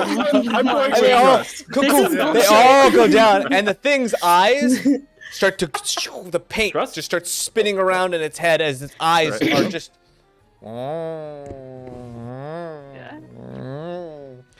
It seems like this thing is completely off of its rocker as we enter 48 seconds. Oh, I just have to make it a minute. Is that the goal? I'm just That gonna depends. attack. I'm gonna. Okay. It depends on what? Who bet over a minute? Someone bet like a minute 10. I bet Oh, at damn it, between a really? minute and over a minute.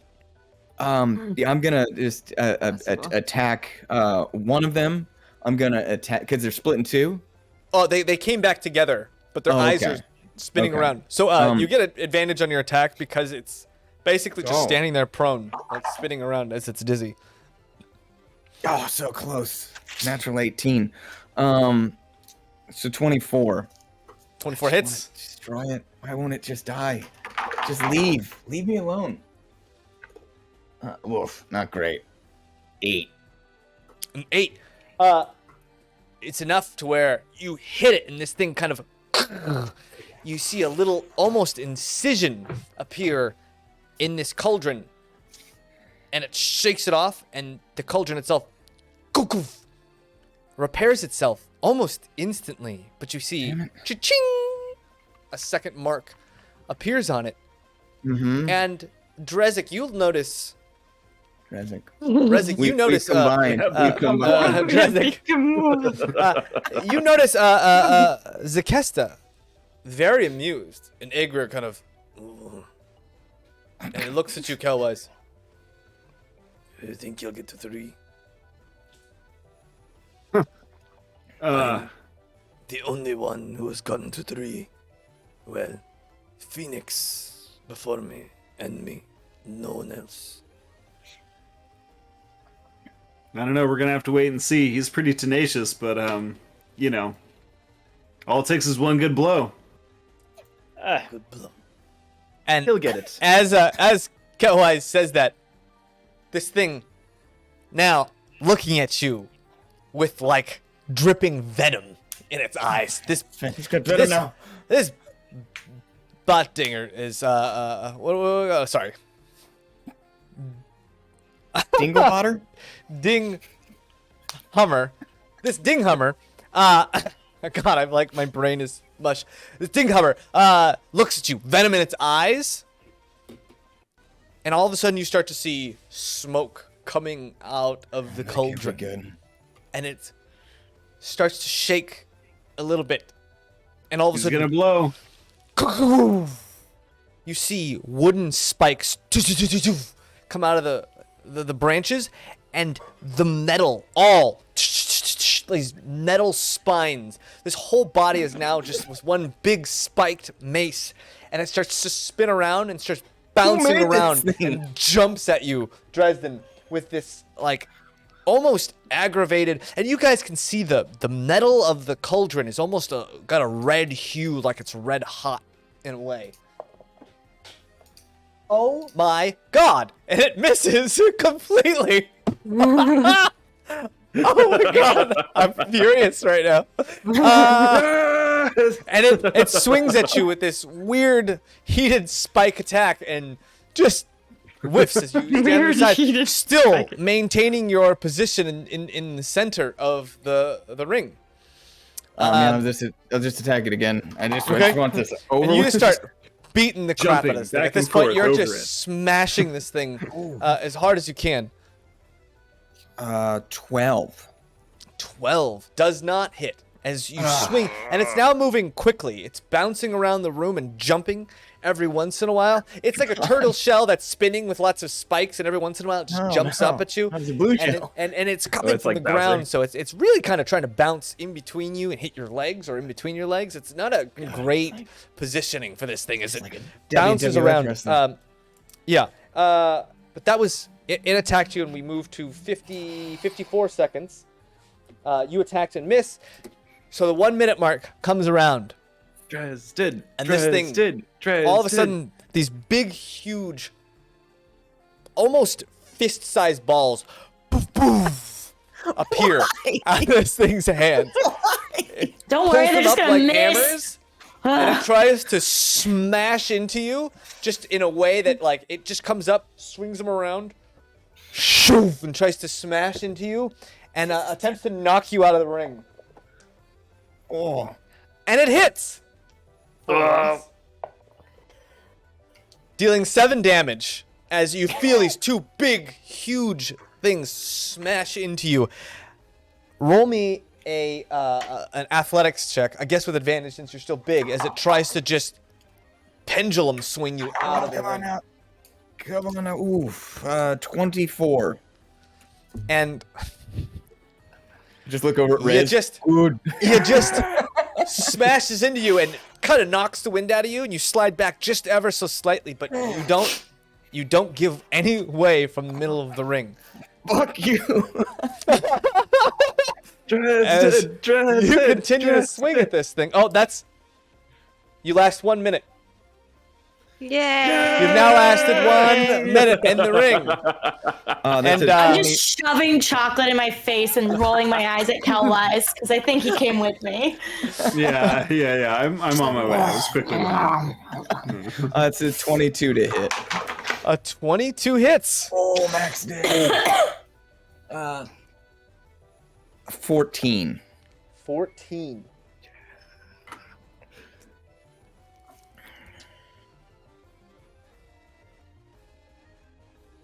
You broke the DM. All right. Okay. You smash into this thing, and that big, huge set of legs that are all spiky. One of its legs, you just shatter it as its leg splinters into pieces. And it looks up at you. Progress? And again, just starts spinning like a scarecrow now on one leg as it spins and gets faster and faster to the point where it just looks like this almost triangular shape, and shoo, it lunges itself at you again.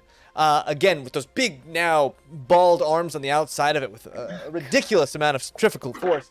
It swings at you, but why would it hit you when it could miss completely? As it swings at you, and it gets a second attack, because why not? Which is a natural 1. Let's see what the fumble chart says about a natural 1. Explode. Please explode. Please explode. Just explode. Hey, Dres, you can come out now. Oh no. This seems good. It kills me. It takes you with it. Yeah. I'm sure that here predator. there are things that can heal you quickly and people that can heal you quickly. Like we're in a prince's estate. Like, We'll think calm about down. it. We're eating cake. Yeah, Now, do you say that because you are not going to heal him quickly? Because you have. I'm not healing him. Absolutely not. I might wound you, Rezik. Freaking helping like that. Oh, I love it. The thing starts to squeal incredibly loud as steam all of a sudden starts to shoot out of it. An incredible amount of steam with almost like the silver flecks in it. As Dresden, you start to be pelted with these, like almost like tiny little razor blades. It's like a steam made of metal. Roll me a dexterity saving throw. Jesus. This Probably thing, not with all of you guys just see this big cloud of steam still contained shoot out of this thing, and that humming sound. Oh, that's not great. That's a 6. A 6. Oh. Oof. You take 11 points of burning damage as this steam no. burns into you. And as Dresden, as you come up, you all see pieces of like molten metal that have flecked Dresden's skin all over the place as you're standing there, and this thing just kind of falls apart as the ring and those runes just start to lose steam and fall apart in this place. And you see Zakesta, wide-eyed, and Igrir just kind of staring at you. And Zakesta, well, that's never happened before. I want my money back. No, give it to me. Me too! No. I No one won't. said that was helping aloud. I suppose Would have bet longer if I knew Rezik could help. whoever You had didn't even hit it. It fell apart. over a minute. Who was the? What was everyone's bets, Cornelia? What did you have? 10 gold. I think we all bet 10 gold, I assumed. You all Yeah, but 10 I bet gold? 45 seconds. And he made it longer. Yeah, mine was 30. Who had over a minute? I thought you had over a minute. It was Cornelia, yeah. Yeah. She said a minute and 15 seconds or something. Yeah. Yeah, I put But- 10 gold down too. I think we all put 10 gold in. Closest without going over. I am not giving Cornelia my money. And Agrir tosses you 10 gold coins, Cornelia. She and has plenty. Looking at you, Dresden, Agrir's got this big, almost scary smile on his face Easy as for he's fella. smiling at you. He walks over to you and just throws his arm around your neck. You're all right. And starts wheeling you in to presumably have a drink inside as he kind of My face pulls is you off. bleeding. Yeah, and your face is burning. That metal is just dried onto your skin, and you almost have to like peel it out of your skin. As I go past Rezik, I just give him like a huge high five. Thanks, bud. No problem. Kesta, I'm sorry. Did we break it? That's probably really expensive. Oh, Man, it's a ancient forge life. Well, a broken Ooh. forge life. ancient. Oh, I've never seen it happen like this. I'm sure the magic just, needs to Recharge. recharge. You know. Possibly. all right. Good. Might have broken it. Who knows? But no one's ever broken it before.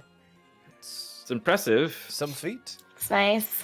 Let's not tell Phoenix about this until after you leave. He seems to be the Yeah. record holder for the Dinghammer and Well, he's a prideful man. Oh God, I'm gonna get executed All right. now. Someone tell Trust that. Exile. Someone tell Trust that. I assume because it's ancient, you don't know who the creator of this device was. This was rather impressive. Oh, this was pulled from the war in Moro. After Oh. Capital City commandeered it. Oh, One of the Forged Life Very- constructs. Well, a primitive version of it, but one of the Forged Lives. oh, that's extremely interesting. Well, great, Oh, great. extremely. I walk in and just throw 10 gold at Cornelia and walk out. Yeah. Thank Do you. I know about the Forged Life, by the way? The Forged Life. Congratulations. You've heard about him. You've never seen What a one nice before. gift! I know you don't need that. There was a. You know that the people of Moro, when they fought a war against the capital city, they used these Forged Lives. Apparently, they would take the souls from their citizens and put them in these war machines, and they would act as, weapons against greater odds, and they were incredibly strong. And you've heard stories about some of them being 20-foot tall rock giants that just smashed people and cleared the way. Is that No, you don't still know in if that's practice today in true. Moro? Would I know that? No, as far as you know, the practice died as they were beaten and taken over, and basically their sect was scattered. to the Okay, wind. gotcha. Okay, very, very interesting though. Cool. Yeah, and I'll just they follow were in the- to heal to try to check on Dresden's The wounds and try to help him out. The Amenthal people. Amenthal. Okay. So you said there's souls inside them? That's how they operate? They would do is they would rip a consciousness from a human being and put it into a siege weapon, similar to that. Oh, and that Rezik finds interesting. Well, God forbid I take a soul. They might know something about what you do as well, though. Technically, they can But, transport no, but the souls. people who did this are gone. Yeah. Yeah. There's some books about them. No. Can find. The libraries. they ever Oh, really gone. I searched the library last game and there was like nothing useful. I tried. Not a lot, no. Maybe a different library. Yeah, definitely a different library because not this one. As you guys walk back into the house, the main estate. Rasma approaches all of you. If it wouldn't be too much trouble, oh, Dresden. Yikes. Am I small again, or am I huge still? It lasts a minute, right? Yeah. Yeah. So you would have Got gotten out just small in time. again. I get smaller, but the pain stays the same size, so it tends to feel like it increases. And Zakesta walks up behind you, Dresden, puts a hand on your shoulder and chants something while holding her necklace. And all of a sudden you start to feel your wounds knit together. And it's a little painful and it burns a little bit as you can feel the individual sinews of skin and muscle just knit themselves. As a bunch of little metal flecks just start to fall out of your skin. But you it's like- feel healed. feels bad, but also really good at the same time. looks really like cool. how healed am I? Because I went all the way down to 11 from 40, and that's with it missing 90% of its freaking attack. Yeah. You are healed 8 points. Okay, less than I was hoping, but still appreciative. And Edenbow, well, if you wouldn't mind, my father was requested an audience with you. Oh, All of us? Just Dresden? Oh, okay. not everything's just about me. Trust. And that is where we'll pick up after break. That's great. Right. All right. Change. Nice. Everybody, we're gonna go on a quick break. Fun. Fun? You didn't just have to give 10 gold to Cornelia when you know she's got like 10,000 gold in her pocket? Egrir had to give him 10 gold. It's for the group. Yeah. Yeah, we know that's not true. I mean, we'll follow through. We'll get it back. Everybody, maybe. at home, thank you so much for hanging out with us so far. We'll be back in 15 minutes to play some more D&D. You guys are in the house, and you've been summoned. And Razma kind of waits, holding his hand out to lead you up the stairs into that study. Don't take his hand. No.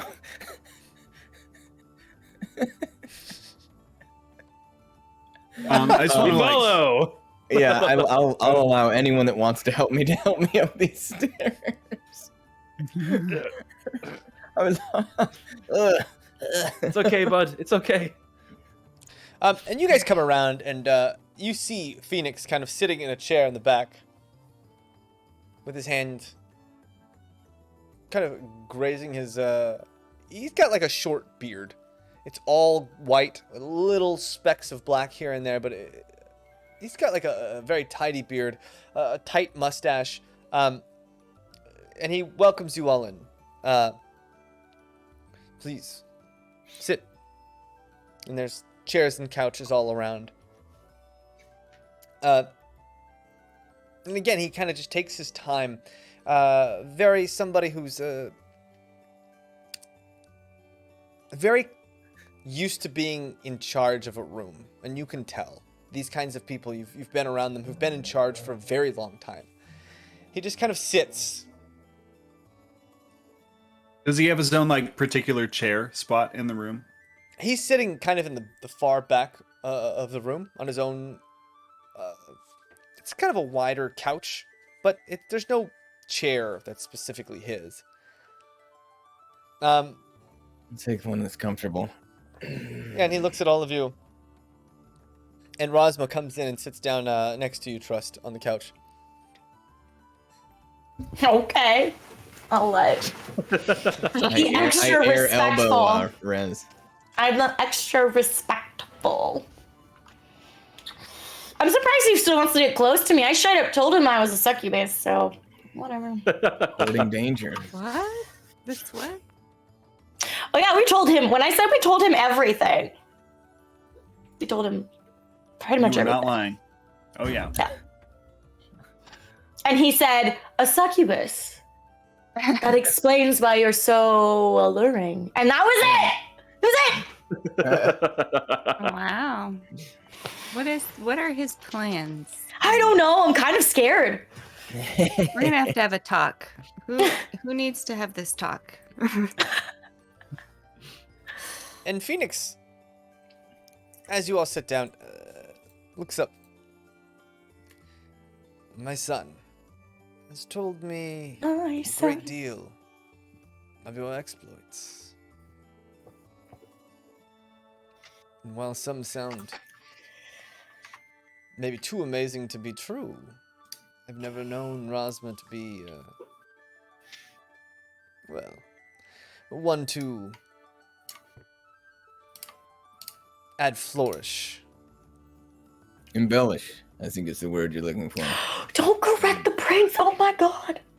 Well, embellish, yes, but embellish will need be sometimes, but to add details that are less true, I should say. Fair. Now, it seems that he has great faith in all of you.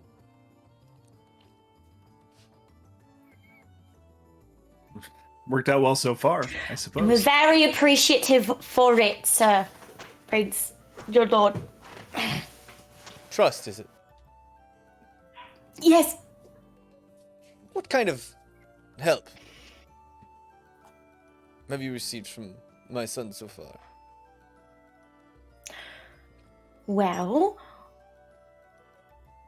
I look at Razma, like, am I supposed to tell him, like, what, like, he let us believe that his father knew about what he was trying to do and approved of it, and he could do it because he was the bastard son, right? Like, that. That's the story you got, yeah. That's the story we got.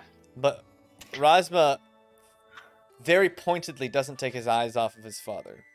Doesn't look at you, doesn't try and signal to you anything. hard to tell whether what he's talking So- about, what he's told his dad, or anything. So like Daye's brain isn't working and can't remember what he did. He gave me the little lily and then he gave us information, right? For the pit, it was information. Mm-hmm. And then he just okay, I mean, I'll just go. Whatever you can remember.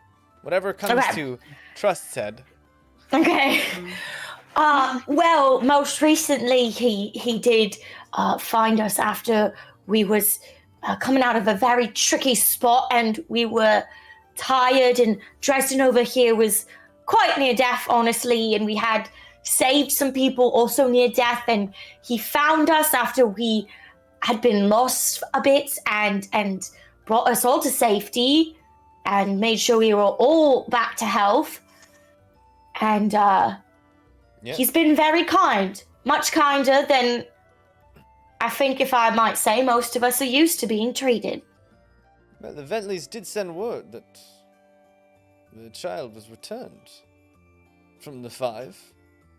Maybe a strange ritual they have here in Caravella Town. But nonetheless, it's important to them. So important to us. Rezik. Oh, thank God.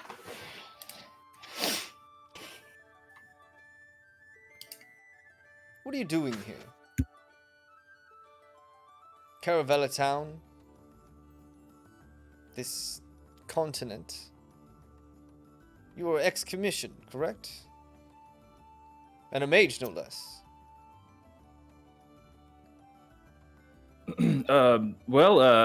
I should first say it's an honor to be speaking to one of the princes of Capital City.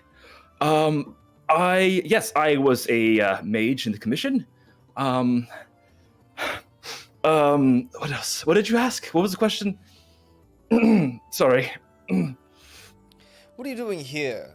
In the greatest sense. Right. I don't know how much Rasmus told you. We found ourselves recently on a mission to help a friend try to figure out their origins, and that led to a whole crazy amount of information that we learned about Elazar. And when I say Elazar, can I look over and see if Rasma has any reaction, like stop talking, or should I just keep going? Rasma is now looking at the ground, not giving any reactions, period. Good. I'll give Rezik a little thumbs up.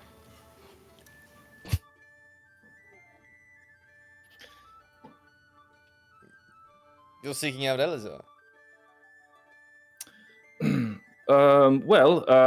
We have heard word that Elazar, just rumors that he might be asleep, and actually being kept magically asleep by some higher-ups in Capital City. And we wanted to try to find a way to rescue our king, of course. Of course, naturally. We all owe our allegiance to Elazar, our king. And is that your stake in all this? It's about it. We were trying to do some personal things as well, but that's our main mission right now, is to try to help and save our great king, Elazar the Deathless. It's about it right now. And that is your mission, too. What ties you to this? Other than your duty to your king, it must be something greater. Well, is there anything greater than a duty to one's king and one's city, right? Family. And all that. I was gonna Family? say friends. Oh, Some my would say family is here, sir. This is your family. Yes, found family, but family nonetheless. Cornelia.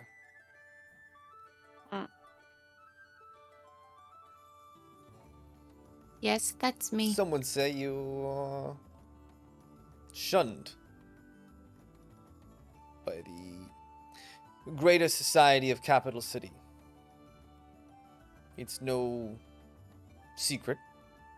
They harbor harsh feelings, coming so closely in contact with the elves as your people do.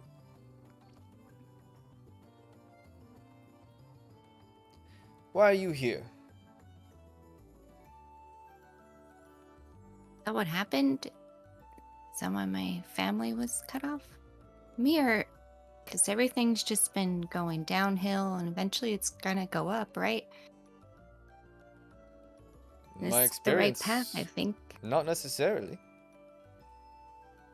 For some people, it continues to go downhill until you're 6 feet under and you return to the source hut. I have nowhere else to be, and You have no home?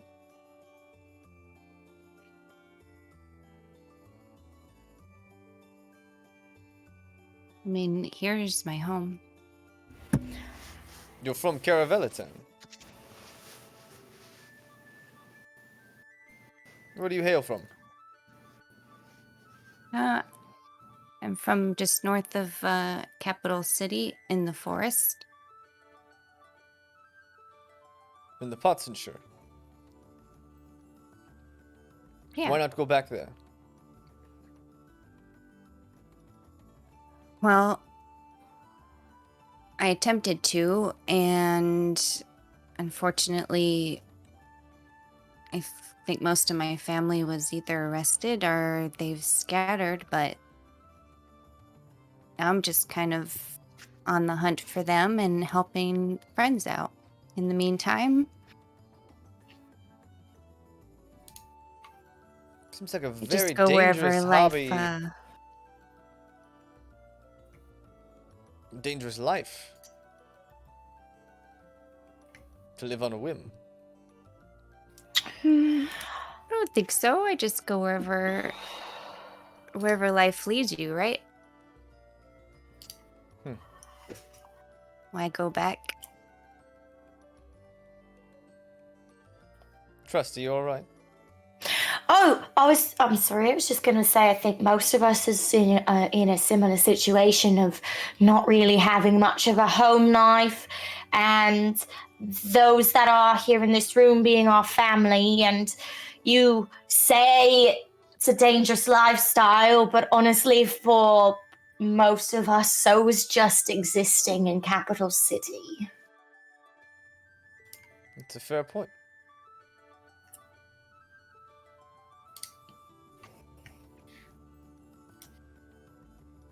Kellies. You're interesting. Dresden, you're muted. Thank you. Is there anyone in the room that's like serving alcohol? I'm in terrible pain. I'm looking for a numbing agent. There are servants in the room. You could easily flag one down. And a servant nods, walks out of the room, and comes back with They come back with a nice flagon, and they also have a much larger serving pitcher. They pour you a cup, and they kind of and they kind of motion that they will fill up your glass every time, and they just stand there with the pitcher. And every time you take a sip, well, now I feel awkward. they just fill it up a little bit, and just fill it up a little bit. Yeah, and then now I'm just sitting there like, really? Okay, yeah. Ignore me. Yeah, it's like weirdly invasive. Mm-hmm. In like kind of an obnoxious way. Like, could you imagine? Like every time you kind of just one, no way of knowing how much you drank. No way. Mm-hmm. Okay. I immediately. Am I close to him at all? Like, where is he in this setup? To Dresden? Yeah. You're on a 2-seater with Rasma. Dresden's maybe sitting catty corner to you. So could I just reach out and pat him, or is he not close enough to do that? Yeah, you could pat him. Very short arms. Okay, listen. Do you want me to use Cure Wounds on you, because you're about to lose it? Keep talking about my short arms. Nice arms. Why are we talking about this? Yes, please. Okay, so I'll just lean over him and give him a friendly oh man, you've been through it, and I'll Yeah, cast Cure Wounds on him when I do So it. your horns start to light up, and you see those Oh, guards. I was trying to be subtle. Good lord. Well, Cure Wounds has a verbal component to it, right? Yeah, you can't cast a spell subtly in this So, world. Oh, that's true. All right, always yeah, like, yeah. In chanting, your horns light up, and as they do, those guards kind of move, and very quickly you see Phoenix poised, but firmly hold his hand out, and they back down. Oh, I'm so sorry. He said he was hurting. Just trying to help. Oh, sorry. Should have asked. Still hurt. Yeah, no. Well, Do I get to finish the spell, or did they stop me? Yeah, you cast the spell. They didn't stop Okay. you. Oh, I'm so sorry, Tristan. It's 6. I rolled a 1. I'm sorry. Thank you. Yeah. Oh, actually, thank you. Like, my neck actually works a little bit better. Kelwise, you seem to have a different proclivity than these folks. I don't know what you mean by that, but you called me interesting a moment ago, and I thought that was kind of strange. I actually thought of all the people who you'd find interesting, I mean, you're considerably more interesting than I am. I mean, look at you. All this power and influence. You must meet amazing, remarkable people on on an everyday basis. We're just humble citizens, kind of trying to find our way in the world. You're a citizen. What are you a citizen of? Well, Aventide, mostly. I see. Why are you here? I'm here with my family. I mean, really, the Drew you closest into the person dark. to me. Yeah, what drew me there? Desire to help out my newfound family members. We're all sort of on a quest to figure out who we are, where we fit into the world, maybe even where we came from. Have you made many progress on that? I think we have. I mean, we're slowly working our way through it anyway. We maybe have more questions than answers at this point, but sure enough, we're finding some answers. And what have you found about yourself? Oh, well. It's kind of funny. I think there's a lot more to life than I had originally thought there was. There's many more aspects to it, many more ways of thinking about it. It's deeper than I had expected, and a lot longer and more interconnected than I had expected.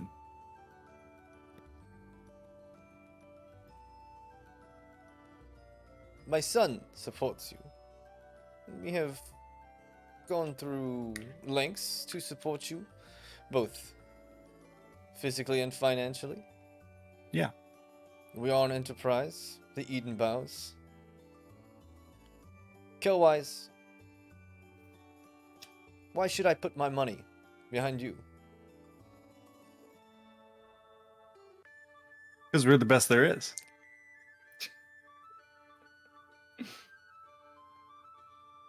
That may be true, Cornelia, may be false. go. How do I know you're the best? Who else you got? Don't answer that. How do you know? I think you're just going to have to trust us a little bit. I think we've proven ourselves so far. And I hope that we can continue to prove ourselves in the future.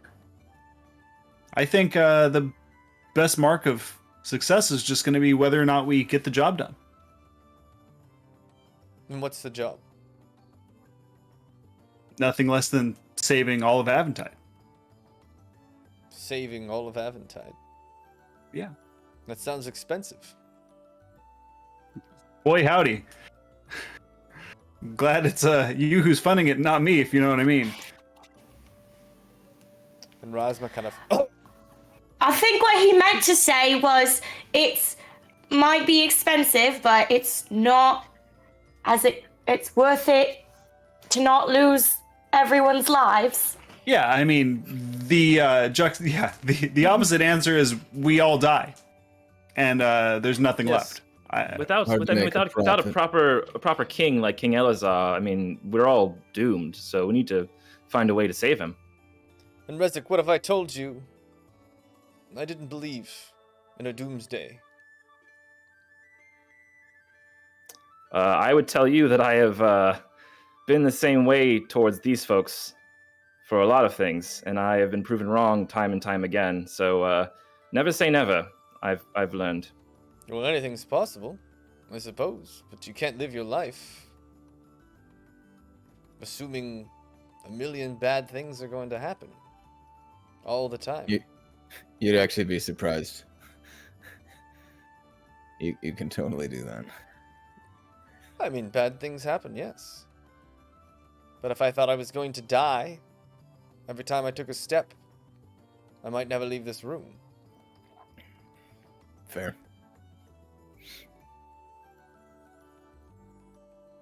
Rezik, why should I put my money behind you? Stopping a doomsday scenario? That sounds dubious at best.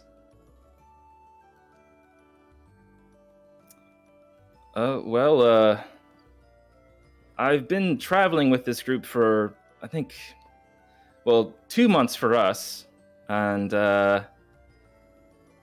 I've never met a group with more heart than this group. They really do care about people, and that's hard to come by in this world.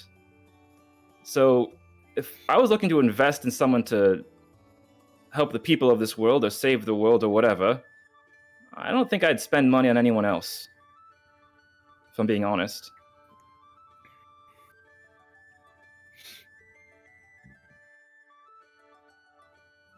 Dresden.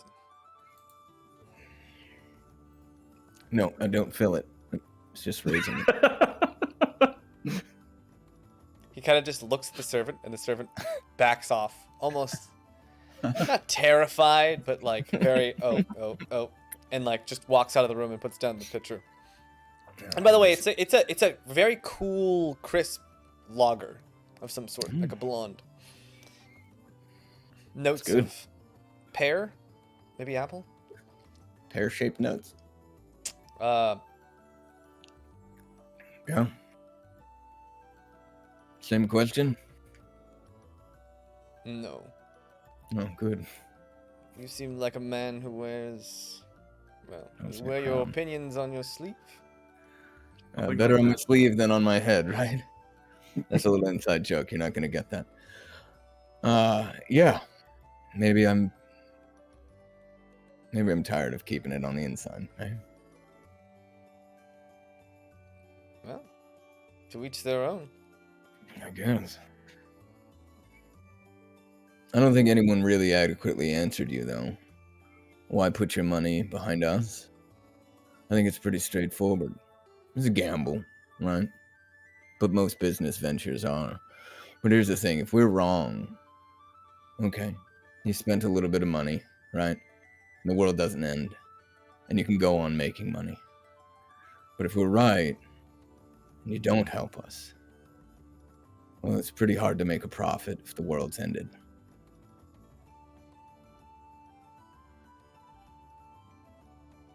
He looks over to Razma, who finally kind of looks up. And he stands on his cane, puts a hand on Razma's shoulder. It has been a pleasure meeting all of you. And using his cane, walks to the edge of the stairs. You hear as he goes down around. All of his guards follow him out. His servants rush to follow him. Gets in his carriage and takes off. And you hear this audible from Razma. I am so sorry. I didn't know that was gonna happen. Could Yikes. have warned us. Well, I didn't know it was going to happen. I feel like we did bad. Do you think we did Could have bad? given us all the options. How were we? I feel like it was Well, bad. my father. You don't really ever know. But I'd say this turned out well. Oh, Had it not, good. you would probably be, well, kicked out of his home. Yeah, I was gonna say we're still sitting here, so that's probably a good sign, right? Good boy. Still here? Still drinking his booze. All right. Well, what this means, Kelwise, is good for your ship. Good for our pursuits. I told my father of our plan to find the other pieces of Elazar, searching around the world, which is a long, expensive venture. Yeah. And I think he wanted to just make good on his investment. Or at Also, least- probably a little hard to believe, honestly. I don't Yeah, blame so him, he, but but- yeah, he doesn't believe it's true, but he's still gonna help us, maybe. I think he does. I think Raz over here doesn't embellish. He shoots straight. The old man respects Right. that. Am I Right. wrong? My father responds to money. The world ending, that doesn't excite him, but he sees a passion in you. And sometimes he finds it interesting, or at least worthwhile, to invest in people with passion, regardless of whether it pans out or not. He expects big things from all of us. And keep your ear to the stone. He would obviously be interested in any new ventures the Eden Bowels could form. New trading routes, new materials, new goods. Obviously, Cornelia Co. would be a finder's fee associated with it, but while we're trying to save the world, I guess it doesn't hurt to make a little coin along the way. There's a boy. You know, it strikes me. You're not so different from him. Well, I am half him. You are. I mean, you gave a, no offense, Trust, but basically a street urchin an instrument worth, what? How many times your life over? Right? Well, Well, I was supposed to be hired and working for him. It was the least. Oh, I don't know. Shut up, Dresden! I hired I'm her just to saying. play at our summer home in Seacrest. I had this instrument That was it. made specifically for her, but she found a counterproductive ride back towards Capital City, if it were. All I'm saying is you never asked for the instrument back. So, you're okay in my book. I just give Dresden like a "What are you doing?" look. Like what? Like what is happening? He's a good He guy. approves. He approves. Well, I just don't think Yeah, that courting. the strings would sound as good in any other hands. Oh, that's very kind. Thank you so much, Rasma. Rasma, by the way, you had mentioned your family had been working toward the goal of the Dawn Seekers. Was your father ever part of this group? My father doesn't have much time to spend on any one thing. He has many different operations going, enterprises within the Eden Bow house. So while he dabbles in everything and really flies on his gut instincts, he assigns important things, such as our little group, to people he trusts.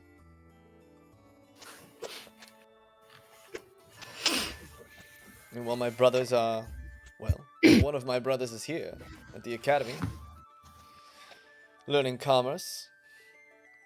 I am searching for a way to awaken the king. Do we know anything about the academy? There's the academy in Caravella Town, and you know that it's a very, very expensive academy where basically all the rich people of Aventide go. And even elves, and very rarely, maybe a dwarf will send somebody there. It doubles as a church, and you had heard that the deacon, kind of the headmaster of this academy, he was the one who Luthen was in contact with, according to Daye. He also has recently slipped into a coma. Rosma had mentioned recently in passing. But this is like a school that teaches mainly teaches business from the point of view of someone who's going to be on the very top. Right? They don't teach you how to, it's not a rags to riches place. It's you already have money, so let's double and triple the money you already have. Kind of school. Cool. I have no use for this. Good to know, though. Good to know. Thank you. Yeah. I mean, they have freaking like training robots, Drez. I think you're going to be pretty happy here. It's true. Yeah. During the conversation last episode, is there anything else convincing them at the end of the world, or just what we're telling them, or did you guys go over all of that? Yeah, they kind of went over everything. They told Rosma literally everything. Everything short of the Seraphim. And they just believed it, or did they have stories that back that up as well? And Rosma didn't seem to doubt you at all. You guys kind of basically told Rosma, Zakesta, and Igrir. You don't know how much Rosma told his father, but it seems like a fair amount. And his father, I think, just wanted to come and see where his money was going. Mainly. Yeah. But it's important that Pup held back the information of how the portals work exactly. So they don't know that, at least. We've told them pretty much everything else, though, because we were just like, let's just spill everything and hopefully they'll help us. So. Well, it was great meeting your father. I was a little obviously nervous to meet your father, but that was great. And we appreciate you backing us up, Rasma. We really do. So thank you. Well, there was not much I could say. I gave him my spiel, and he wanted to meet you. It was your test of characters that I think convinced him.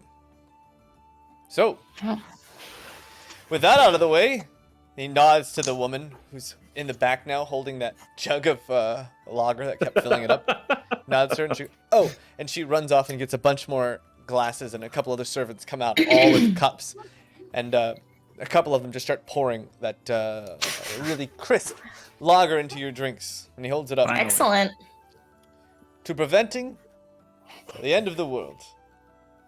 Preventing the end of the world. And he, To the end of the world. To the end of the world. And he cheers all of you. And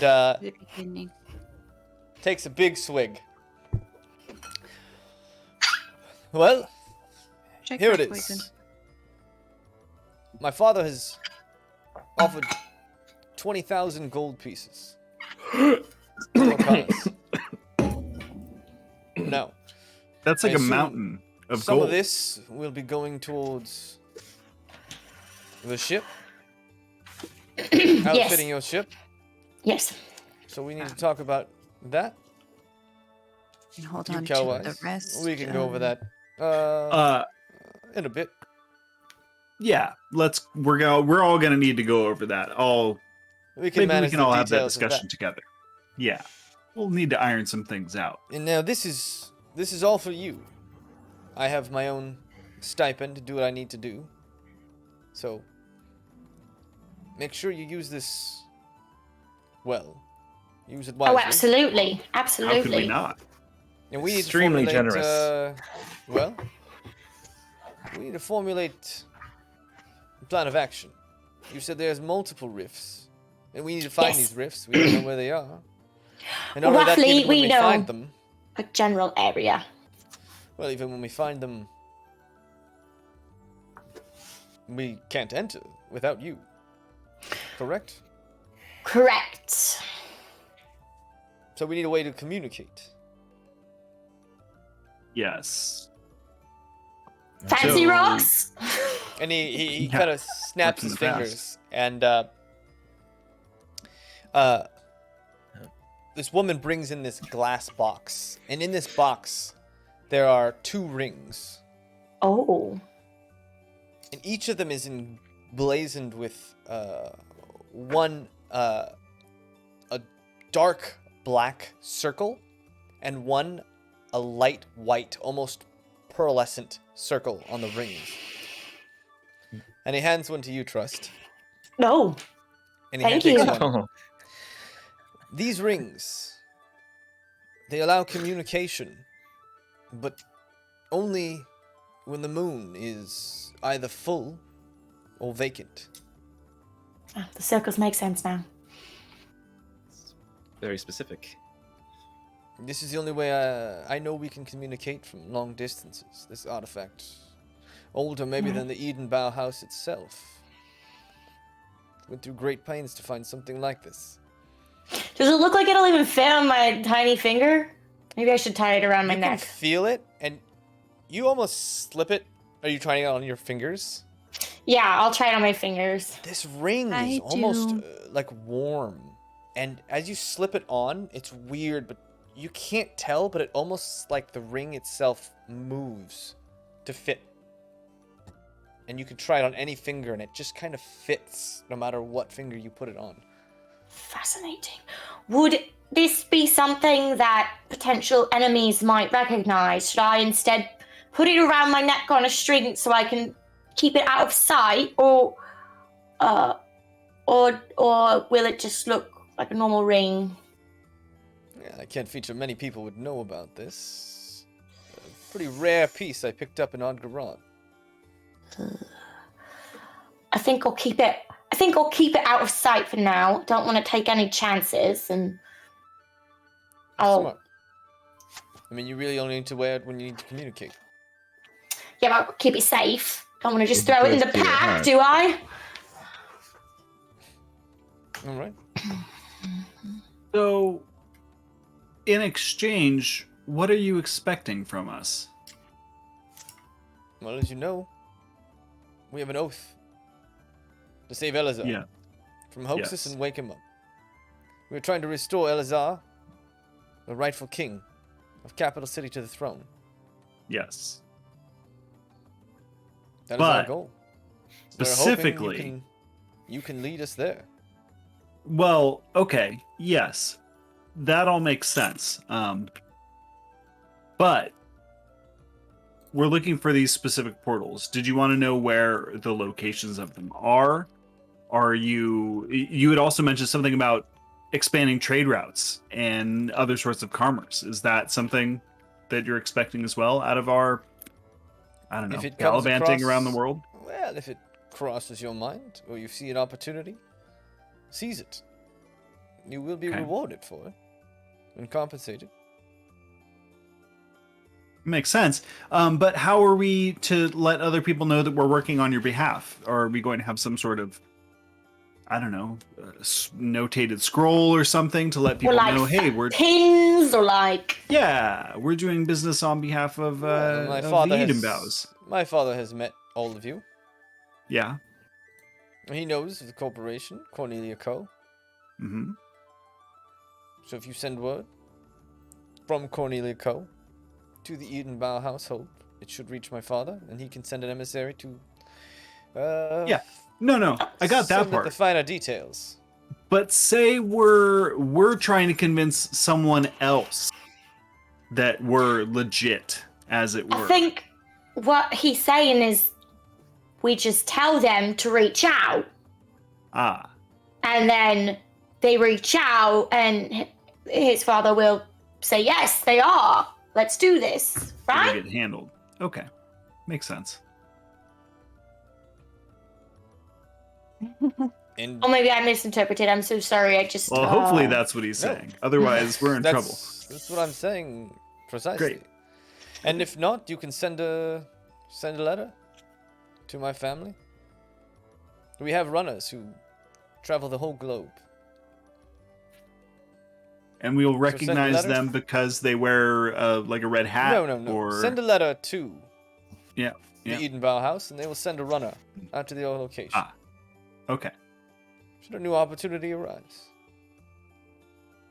So, Rasmus, let's say we find one of these portals. Are you going to be coming along with us, or are we going to just let you know through the ring and you'll come eventually, or how will that work exactly? Well, what do you think? Would it be easier if we split our efforts? We looked for one and you looked for another. Well, I just don't see. I mean, in theory, it sounds great because we cover more ground, but you don't have anyone with you who can sense a portal or go through one. So, would it not make any sense? Would it make more sense for us to all go as one? I look at the group. I can definitely see it being a big plus if we have another team searching an area instead of us having to search each one individually, because we don't know where they are exactly and it'll take a long time. So if we split up, it could save us time. But you're right, they can't sense it, so it may be difficult to find it, but Yeah, but more Or on maybe there's stories.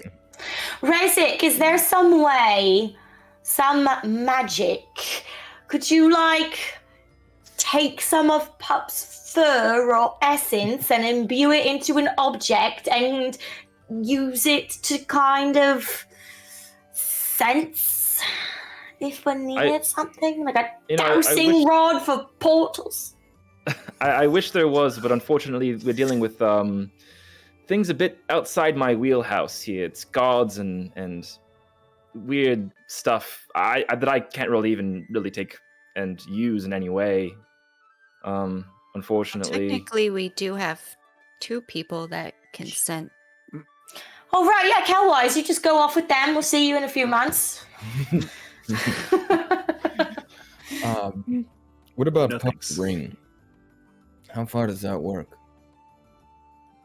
Not sure. And How it's far have we fire. seen it work so far, Jaymes? It's worked from pretty far away. You haven't seen the limits of it, but it's worked from pretty Granted, far away. Probably want to leave that on Pup. And an option. it was that one way, and you know that it was. They said it was only going to work for maybe a month or 2. Yeah. So never it's mind. probably starting to Sneaky reach. DM and his smart. Well, we got that. We got that probably, I mean, maybe 2 or 3 weeks ago. So Well, why I are we guess- worrying about communicating? We just got these rings. We don't need to know how to communicate. don't We need know to know how to also, like- sense. Like months passed when you were away too, so Yeah. you don't know how that Mhm. magic interacted with that Good as point. well. What's Pup doing right now? You guys haven't seen Pup, but you've heard Pup snoring upstairs. yeah, I imagine they just have a bunch of food just in their fur or whatever, Yeah. and they're sleeping somewhere drooling. Pup is Yeah. drooling, sleeping inside a pillowcase, and you see the stains of like jam on the outside, just seeping through. But yeah, I mean, unfortunately, we don't have really a way to help them, so we'll have to decide if we want to either split up and hopefully it helps us, or stick together and hopefully a larger number will help us in the I long would love run. to run an investigation. You say one is somewhere in Capital City. That's true. Supposedly. And if it's true, I can only imagine something like that is. There's a few places. It could Yeah, be. but only a few, right? I mean, something Well, it's that either in the obvious. pit, Yeah. Anaxis Castle, or one of the other houses has been hiding it. I mean, I think our best guess right now is that it's at the castle, since it's locked up and no one really goes in or out much. I think that was our best guess.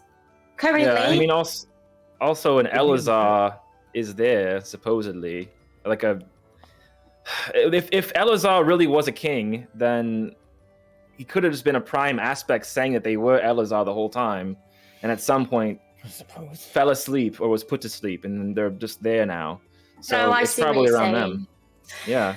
But regardless, none of that solves the issue of even if they find it, which I don't know how they would have no way to go through it, stop it, do anything, or even know if they had found it. Well, yeah, it just saves us time because we don't have to go around searching for each one on our own. Yeah. That's right, the but only what I'm pro saying is how does it time. save time when they can't even actually find it? But they can see it if they hear about it in town and they just I mean, what get does it shown. Yeah, that's what I'm thinking, and it actually just helps us out anyway because we still have to be the arbiters of the whole thing. We still have to be the gatekeepers or the gateway. The Shatter Gatekeepers. Stargate. Shatter gatekeepers. Yeah. Is it still up to us to do the judging or Dresden? Or do they Yeah, that's what I was getting at with my question is, do they want say in that? are there going to be opinions on what aspects are good and what aspects are bad? Well, my opinion would be say to yours? restore Elazar completely. As he was, he is our king, no?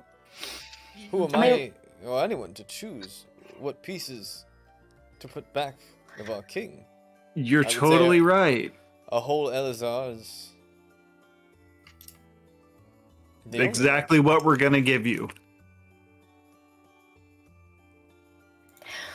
Well, I mean, I do agree with him. I think that, again, you can't really just decide what's best for somebody. You need to let them be their whole self. But we'll everything sorry, we've go ahead. heard about Elazar is that he was a good person.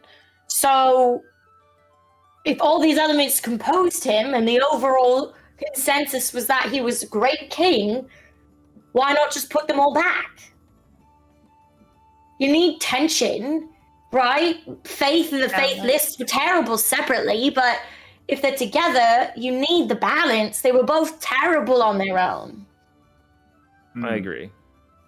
I think that the big thing here, though, is we need to decide on what we want to do. So who wants to, let's just take a vote. Who wants to split up and have them search for stuff and help us in that way? As long as we're not splitting ourselves up. Yeah. Yeah. Sending other parties out, I don't think it can hurt. So 3 for that. As long as they're that's fine. careful. As long as they're careful and don't attract too much attention. What I'm just worried about, When we like, I don't have a solution. I'm just worried about us going off far somewhere, it taking us months again, and meanwhile they've been sitting around this castle for 4 months, getting suspicious, or not being able to do anything. Like, how do we find it? That's all they have to do. They can leave once they find it. Okay. Do you know what I mean? They jot it down on a note card and wait. Got for it. us. Yeah. All right. Well, And I mean, the best bet is Capital City because they know Capital City pretty well, having come from there. So that's probably the best place for them to start. Yeah. we have lots of contacts in Capital City, but also many enemies. Who doesn't? True. Well, I hope I'm you sure don't you'll have be any able to mistrust. find it. Yeah. I mean, it's only so big, right? So we'll start in Capital City, agreed? Zakesta, Agri, and I will head that way. And you will head in which direction? Well, I mean, My vote's What's the for closest Hojo. tomorrow, something like that. Where did that I think lie? that's the answer. The Lost City, Hojo, the Hidden City. Yeah. I think Hidden that's There's Lost. also And a ship sail on Morgana. sand. now Morgana's tricky, considering they'll kill you on sight if you go Yeah. within 100 miles of it. The elves don't like us so much, really. Yeah. They're Cowwise and Cornelia, you might be Hmm. fine. Trust might be fine. oh, I mean, we did make good on our word to give back their thing. Yeah, So, that's true. I mean, they don't like us, but the elves don't like anybody, so they maybe hate us a little less than some. I'm not sure they even knew Rez and I were part of that deal, though. We had That's tea. true. We went Well, no, out they and picked it up for me at the dock, so they know that we're part of it. But actually, because we did that was a favor for them. Also, we know the archivist, and he's also a good contact with them. And I was thinking, if you are going to Capital City to look for that portal, Razma, you could also try to negotiate some kind of a deal with the elven woman who is kind of the leader there, and hopefully get us passage into Morgana somehow. I mean, it's probably a long shot, but you know, you're pretty good at being diplomatic, so it's not impossible. Are you talking Lexatreya? Yeah. Well, could certainly talk to her. Try it out. Though relations between our family and the elves have, they didn't start well, and they got much worse in time. You see, the Eden Bowers were one of the main houses funding the altercation in Morgana. Oh, okay. Well, As we do support. do we have a way to contact the archivist? I feel like he liked us all right. He might be good to reconnect with. Maybe. Where did we leave him? We left him with the other old crotchety elf in Aventide, right? You left in them with the Adgarad. mages. We can The go see mages, what their yeah. long conversation was about. Probably still Yeah. talking. Oh! The archivist will probably love this portal stuff. What if we got him to come with us?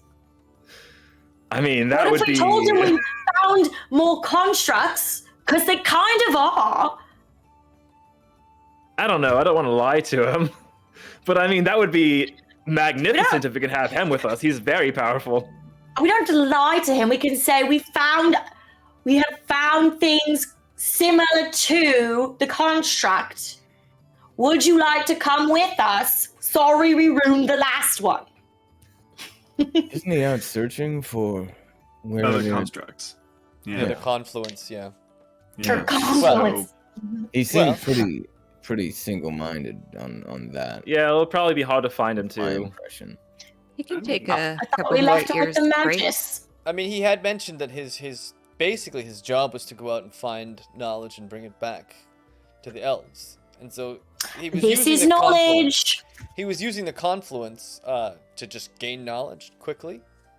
And he had noted that, you know, it might be another 200-300 years before they could locate the confluence again. What's the bet that the elves know where all of these rifts are anyway, already? Or at least a couple, few. Yeah. It's not unlikely. Well, you know, again, I would love to have the archivist along, but it might be hard to find him, and I don't know if he'd be interested in what we're doing. But I mean, we could try if you want, everyone. Just a thought, just a thought. Yeah. I don't know. We can try. I mean, right sending now- word. Worth looking into. Yeah. Could send maybe we word. could That's send- true. Yeah. Yeah.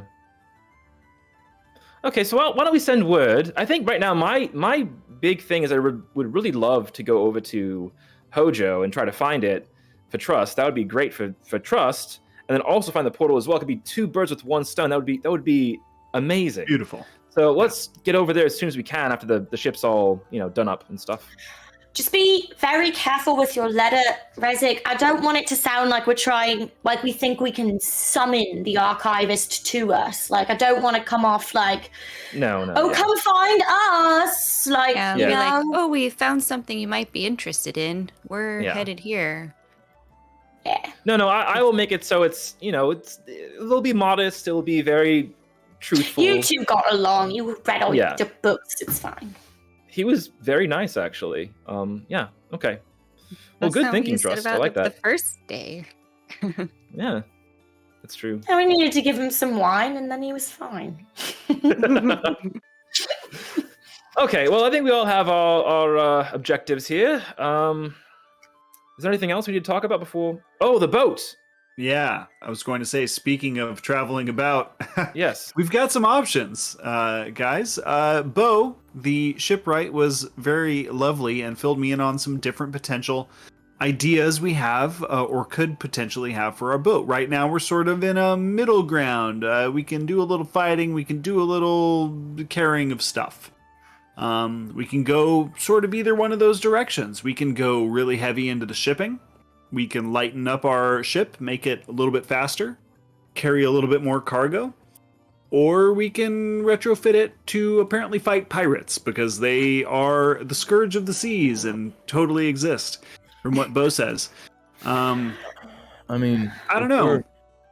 If we're being bankrolled by Rob's over here, we don't really have to worry about carrying cargo, do we?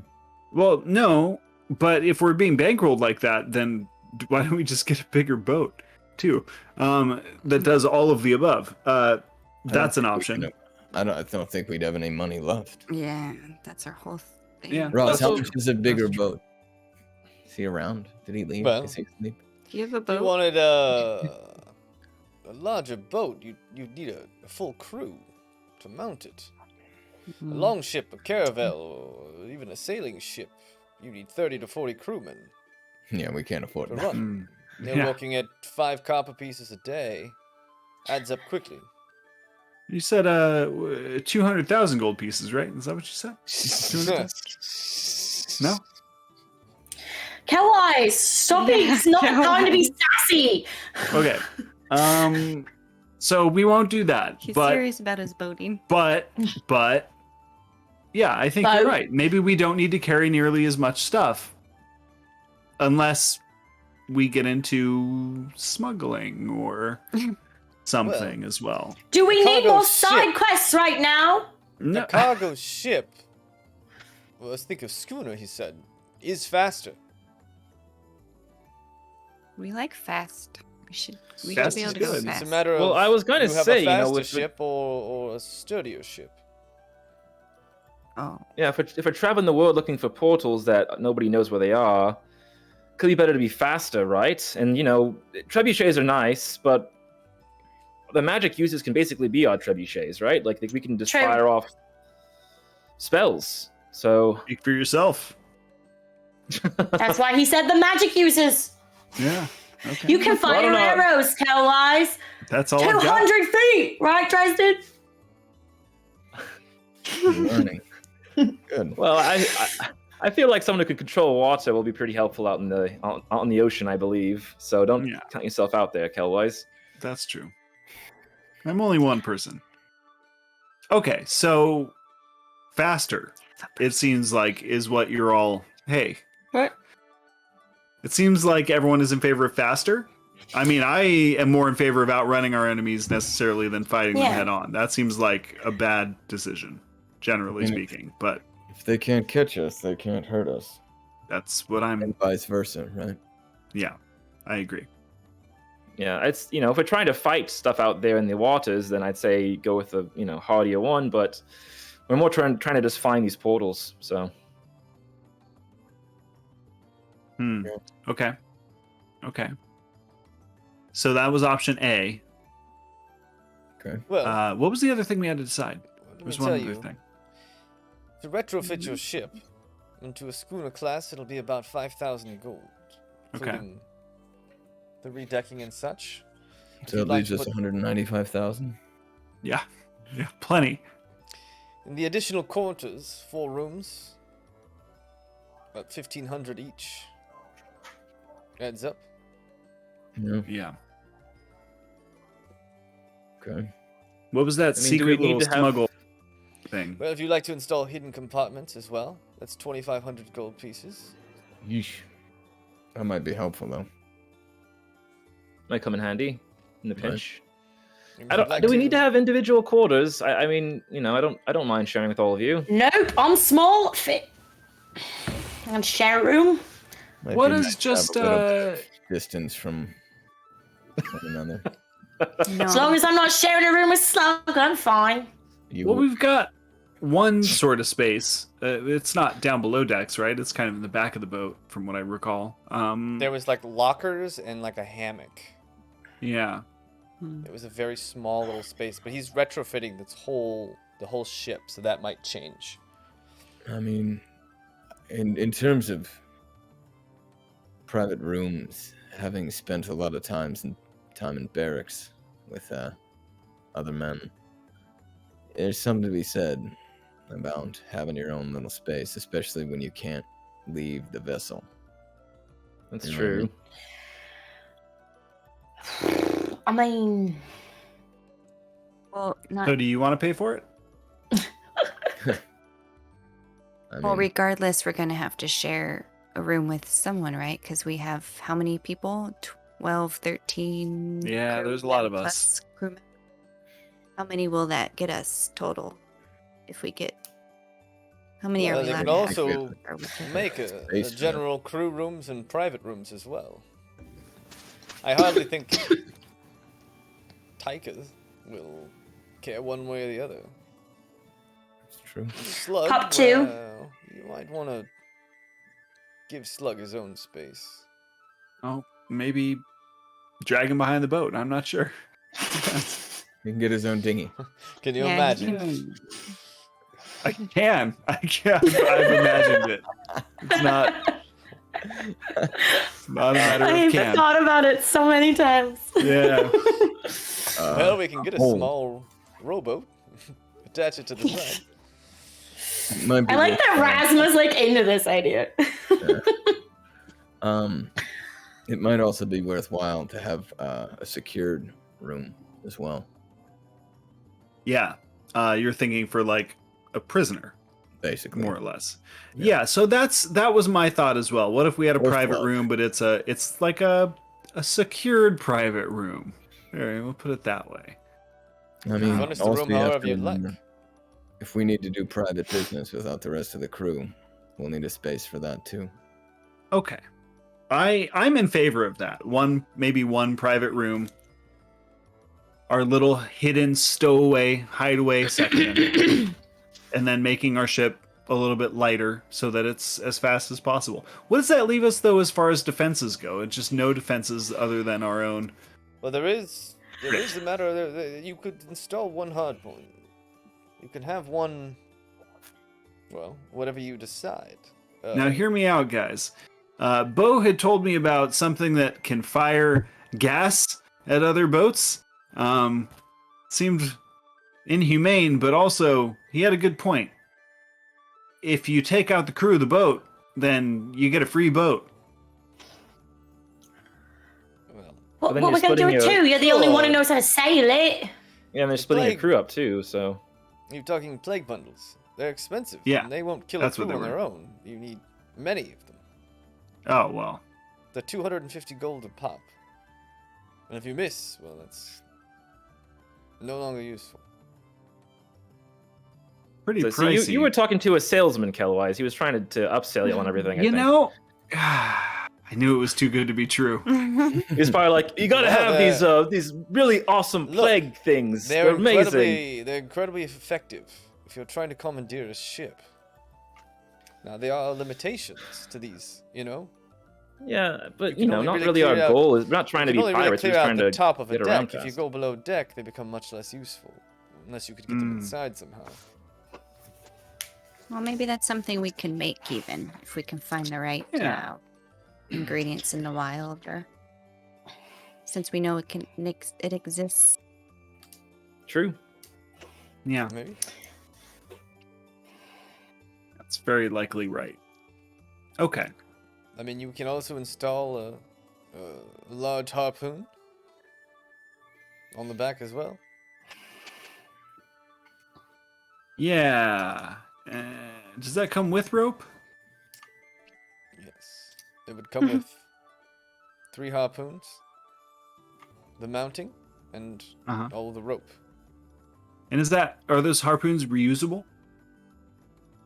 As long as the line doesn't snap, yes. Thoughts? Anyone? I'm down for that. That We sounds need a fun. harpoon. This is not my area of expertise. You all do whatever. Same. I'll just This is, sleep in a corner and you I mean, fiddle it Dresden, out. if anyone would have an opinion, I thought it would be you, Dresden. Well, I mean, I'd like to make the thing as sturdy as possible. I'd like to be able to defend from above and below, from other ships, from things in the air and things underwater. Harpoon seems to cover a handful of those. As long as Okay. you have someone who can row them effectively, you're good to go. There isn't a device that launches them. Yeah, I was imagining something that launched No, them. it's a hard Master. point. You drill into the ship. That when Right. whale hunting and such keeps the ship from being tugged underwater or shoved around or breaking off. So there's no massive crossbows or anything like that? Well, if you wanted a ballista, you could install one of those. How much are those? Well, a ballista, about 5,000 gold pieces. Might be worthwhile. It's gonna I feel cut, like all he's the- just making these numbers up. cut They call into our them expenses, though. Giant hunters. I don't know. Just looking at that map, though, we got a lot of ocean. That's all. That's True. And I would like some defenses. I mean, something to help in this manner. I think would be a good idea. No, Dang. I completely agree. We should definitely have at least one ballista for sure. Okay. So run me back this again. Lightning the ship was 5,000. Right? Yes. So, Okay. but basically, what it was to do, it was to change your ship. The new stats of your ship would be it can travel 4 miles an hour because you're at 3 miles an hour now, so that's 25% faster. You still only need 5-person crew, but you can hold 25 passengers. And yeah, so it just goes up to 4 tons. You can hold 25 total people on the boat now, and it still only takes 5 people to crew the ship. But it's only got 1 hard point, which could be a ballista or anything you want.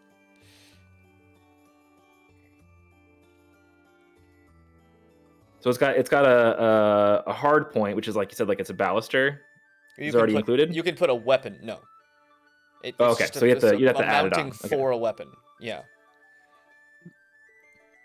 Whereas the other one, the Corvette, had 2, so you could install 2 if you wanted of whatever you wanted. Yeah, I mean, to me, 1 is probably okay. It's probably okay compared to 2. If the opposite was 4, if it was like either 1 or 4, then I would be maybe changing my tune. But yeah, 1, I think we can make it work. All right. Okay, so that's 5,000. Upgrade 5,000, ballista 5,000. We're spending 2,500 on something. I forget what it was now, but Hidden compartment. Hidden compartments. hidden compartment. Okay. And then each And then- additional quarter, each private room is 1,500. And we're getting one of those, and does making it like a prison cost extra, or are they just like, do they come with locks and bars? I think we probably need 2. I think we need a private room that can lock for whatever, and then we need a place to be able to put people. Probably slaves. Essentially like a captain's quarters almost, right? Okay. Oh no, so Exactly. that would be more of a prison. Yeah, sorry. But both. I mean, Okay. Yeah. you know, not that I don't trust everyone on the boat, but there may be people that do end up on the boat that we don't trust No. entirely. I completely agree. Yes, we could take on some new people and not have anywhere to talk privately. So yeah, that's a good idea. That's what I'm saying. And if you'd like, you can always add more rooms later. Later. So what's that? 12, 5, 13, 14, 15, 15, 5? Something like that. Yep. 15,500. So that leaves us with 4,500 operating expenses. Mm-hmm. What if we lose our boat tomorrow? What are you talking about? What? Are you going to I sell mean- this boat? Why would we lose the boat tomorrow? What did Slug tell you? No, we've What did lost. Slug do? We've lost like 2 boats now. Well, No, we haven't. Have we? Well, that's true. we left got one a behind. hole. We got a hole in this one. We patched it up. Yeah, well, And we left a dinghy. We left. But that guy's dead now, so he won't be coming after us again. That's true. By the way, do we already have a rowboat? Is that already a thing we have, or do we need to get that? If you want a rowboat, like A tender. Oh, we have a rowboat. You did have one. You have a rowboat. We have a rowboat. Yeah. You had a rowboat because that's what you guys used to sail out. That's how we got to land. Yeah. Okay, were there any other possible add-ons there, James, that we're forgetting that were cool? Well, you could upgrade your mast to make it more secure, or make it, well, more lightning-proof. Some people, depending on where you're traveling, that can be useful. There's also a whole host of other types of sails and materials you could use to upgrade to make your boat more sturdy. I mean, I'm okay with spending most of this money on, the mission.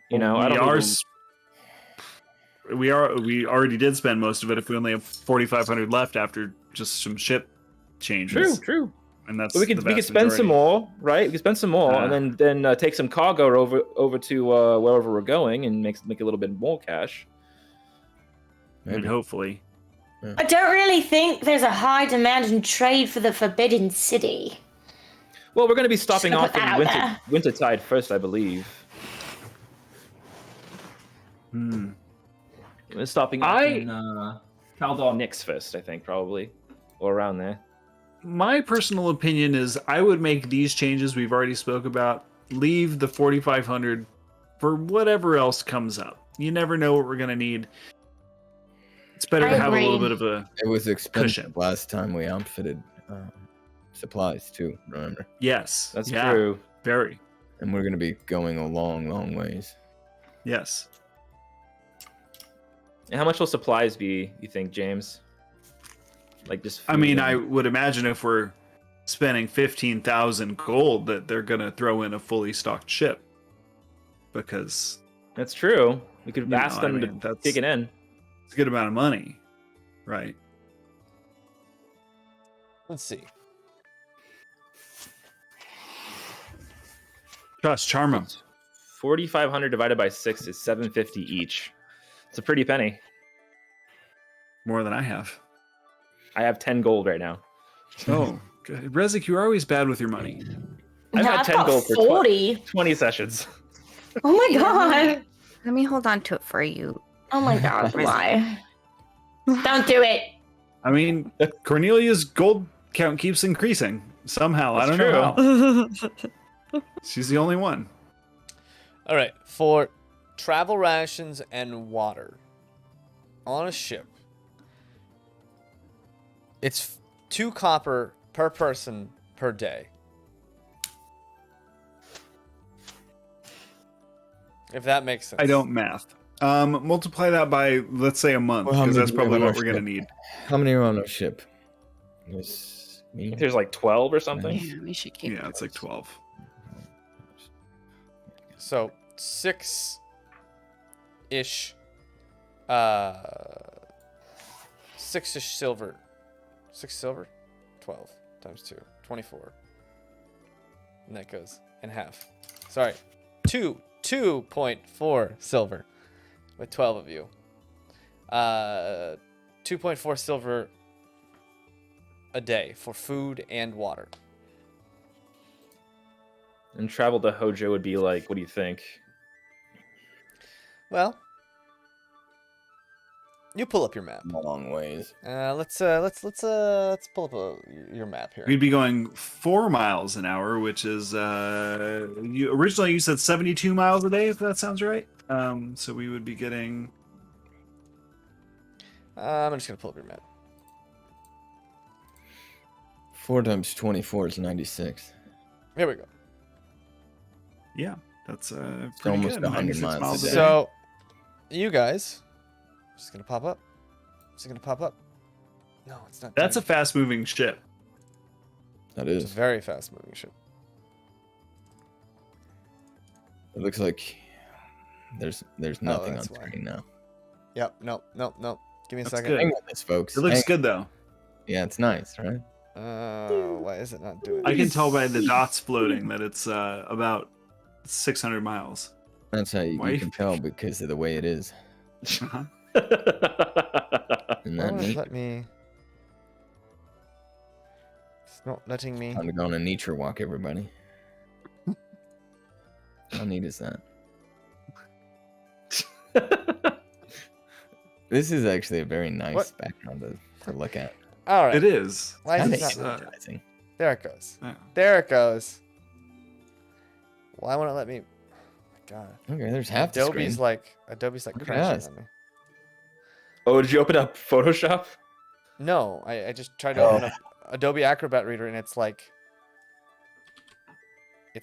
Save these things as JPEGs, man. Nobody knows. I did Really open it as a lightweight. JPEG. Oh, I'm remembering how Boom. far we have to go. It's There really we go. far. You guys are right here. This is Caravella Town. You All right. are here. Hojo is somewhere in this region. Right? Oh, wow. Roughly somewhere. Moro, that town we talked about, is here. And Kaldar Nix is down here. So I mean, we got to be heading And to you know, someplace there's that at a least there's we a know strait can that comes through fly. here that you can sail through these. Like there's a strait underneath these mountains that you could curve through and go to Capital City if you needed to. So you come through Okay. here, and there's Moro. That's what the map says. Yeah, but That's- so What's So the Miles. scale on that? yeah. In In terms of how many here- months will it take from us here to get tomorrow? to here was 2 weeks. Capital City to Odgarod was 2 weeks. So So 2 This is months. about a week. Basically. it would be about a week, 2 weeks, like 3.5 weeks maybe to Moro, or So call about it a the month. same to Keldar Nix. Yeah, about a month Oof. if you sailed around this way, or you could go Yeah, but 2 weeks. but we're also to sailing Capital City. faster now. If ideally, That's true. Yeah, you are 25% faster, so probably closer to It'll be like a week- 2.5 week to and a 3 half. weeks, 3 weeks, Colin. Okay. So what do we say a Oh. day? assuming 2.5 silver? like 2.4 assuming 2.5 nothing- silver. Yeah, and we can do so 3 weeks is 21 days. 21 times 2.5 is 42 plus another half, which is like 10. So it's like 55, 60 gold Call it 60. to be yeah. safe. 60 gold? Okay. That's nothing. 60 gold for food. Drop in 'cause the you're- bucket, really, at that point. Because you But- think, James, that it would be easier to go to Moro than it would be to go to Kaldar Nix and then go up from I mean, there? it's completely up to you. I mean, Okay. you could sail around here, and I mean, you can ask around. I mean, that might be a good Okay. thing to start like talking to other sailors and stuff and seeing Yeah. what they think, all that stuff. You know that Wintertide, you would at least know that this is an incredibly cold place covered in snow year round, and so this Yeah. is all like ice up in here. At least you can imagine it is. Yeah. James, was it 2.4 silver per day or Silver. gold? 2.4 silver Okay. per day. So 2.4 silver by times 21 days is 50 silver, Yeah. Which is 5 gold. which is more like 5 gold. Who are we working out paying? We don't need to pay anyone right now, do we? What's going on? Well, no, for supplies to buy stock. So Supplies. let's Okay, invest I thought you were 10 sorry. I gold thought in you were like supplies and call it a day. yeah, I'm just trying. Yeah. I'm just trying to get roughly. I was saying, Got it. I was sorry, I was saying about 60 a month. That's why my brain went. God. That's why I said 60. So Yes. 60 So but 3 60 weeks. 3 60 weeks. gold or silver? 60 gold 60 gold. Okay. per month. Let's just make that That up. that sounds way more reasonable. I It was like- does. yes. I was like, Yeah. 50 Yeah. silver to feed us all. That makes no sense. Okay. Yeah. Cool. So basically, it's 'cause yeah, 10 gold a day. I mean, listen, this is the worst food possible, so it's got to be Yeah. really expensive. I mean, this And I is don't like eat that much. this is so mostly it's because half. like I mean like if you buy travel rations, it's 5 silver for a day's worth of travel rations, but those aren't like you'd be buying food in bulk here. I mean, this is like you're right, buying but we got a lot of mouths to feed too. Yes. So we also have to buy more in case we get freaking blown off course. That's all I'm saying. It's like, I'm I'd have with too you on much. this. I think it's probably going to be kind of expensive. I think 60 gold is a fair amount, really. Yeah. Yeah. Okay. 60 gold for about a month's worth of feeding 12 people. Okay. So we should definitely ask around, but yeah, because the debate is basically going to be like, do we want to go to Moro and then cross a super hot desert, I'm assuming, for a long time, or do we want to go to Wintertide and face super cold mountains? So either way kind of sucks, but we'll have to figure it out. I mean, well, we've got a lot of time to think about it. We're on our way there. Yeah, we right? do. Yeah, we do. Okay. You know what we should try and maybe do before we leave too? Find as much information we can on Caldernix and Moro. Right. Razma, is there a library nearby that might explain these regions more? I checked the one here and I couldn't really find much. Well, I'm sure there's plenty of traders down by the dockside if you wanted to. I personally have never been to Caldernix. I have stopped by Moro on a few occasions. It's a dusty place. Very hardy people that live there. Very hard. Yeah, what's very unforgiving. Tell me a little bit about it. Give me Moro lives under the shadow of Capital City. And it always has. It's the place many of the houses go to make deals that are less savory, if you will. Lots of things happen in Moro outside of the eye of the authorities. It's a place where you want to keep your friends close and your coin pouches closer. Now, there's a lot of incredible people. It's a vibrant city full of all kinds of things. New foods, new experiences. There's the sand skiffs some use. Travel through the desert. I've never tried it myself, but it sounds fascinating. Like a boat on sand. Yeah. Yeah, that's what I was saying. Yeah. Just sail in the desert. Yeah. Yeah, it's a piece of cake, right? Yeah, it'll be fine. And there's also the eternal wind, which blows through the desert there. An endless storm that seems to move through the desert in unpredictable ways. Never ending. Always blowing. Never quite gets all the way to Moro, though. I suspect that's why the city is built there. I'm placing a bet now that it's probably a ling of some sort. Controlling wind. I'll take that bet. Yeah. Cornelia will make friends with it. It'll be great. Just don't marry it. You already have a husband. We're engaged.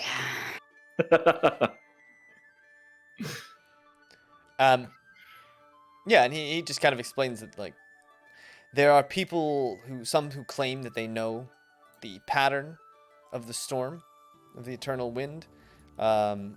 Trust you had kind of seen this giant, almost like event horizon of just angry winds pushing through as that person kind of used them to skiff through the desert. And he just explains it's a place that there's the powers that live there. Lots of underground activity. Lots of thieving and less honorable and reputable people, but, you know, people that can be reasoned with. There are power structures definitely in place. Capital City has a big, is technically the governor of the area, and it's technically under the jurisdiction of the Sands, which is that third jurisdiction outside, which encompassed the pit and the pitch, which was that area of tents outside of Capital City where all those very, very poor people lived. And they have installed their own kind of government there. So it's a Capital City government, loosely. Okay. So it's not a different currency. It's not a different language. It's just no Capital City light. minus the rules and restrictions. It's very different than Capital City, though. Okay, He said the culture in there is nothing like Capital City. Just that, of course. you know. Are there Capital City Ashen Riders? technically owns it. Well, Ashen Riders were originally there as the private militia of the Sands. So Capital it's a City good Light. bet. It's a good bet that there's yeah. It's a good bet that there's a lot of Ashen Rider activity there.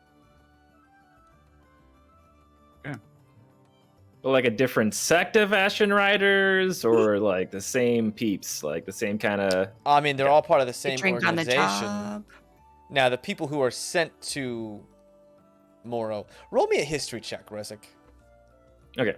Because you know that there aren't commission forces there. Commission serves. Oh my god. Is it big dice? Giant die. Wow, another 5, but that's +7, so 12. But it felt good, didn't it? I mean, It felt great. some people you've heard from the Ashen Riders get sent there as a punishment, or sometimes some people are sent there to sweep it under the rug. When maybe an Ashen Rider has done something unsavory, instead of firing them if they're on the inn, they'll maybe just send them over and post them in more. Like the Night's Watch a little bit, huh? All right. Well, yeah, exactly. All right. They're not gone forever, just kind of like Yeah. you need to lay low for a while. Okay. Good to know. All right. Well, I think this sounds like a great plan to me, and we still have like 737 gold each at the end of it, so that's pretty great. Okay. I mean, that's more than I've ever heard or seen. That's amazing. Wow. Yeah. I put in an extra 20 for food just so we have extra in case of emergency. So, but yeah. You finally got some money and you spent it. For your extra. It's meant to be spent, Kelwise. Yeah, I get it. But think of all the scrolls you could have bought at that one stall. I mean, that's an extra. That's 2 true. scrolls. That's I'm true. just saying. Okay, well, You I would go without eating to buy scrolls. I know you. That's very true. But yeah, we've had a pretty big day here. Talked a lot. I'm sure you're probably exhausted from all the discussions we've had so far tonight, Rasma. So I don't know. I'm ready for bed. How about all of you? Oh, yes. Absolutely. Oh, yes. Sounds good to me. Trust. Yes. Could I talk to you maybe? Sure. Yeah, of course. Yeah. Yeah. Come with me. Let's I'm just watching them. let's take a walk. Okay. Cornelia Oh, march out of the okay. room. And he takes you out. He walks you down the stairs and out, and it's getting dark by now. After all, you guys, it's maybe the stars are just starting to pierce that kind of twilight glimmer that's fading out. And there's like a little garden pathway around the estate. Some curated fruit trees and bushes. It's a very nice walk. And he walks with you and doesn't say much at first, just kind of walking, looking at the stars and admiring. Mm-hmm.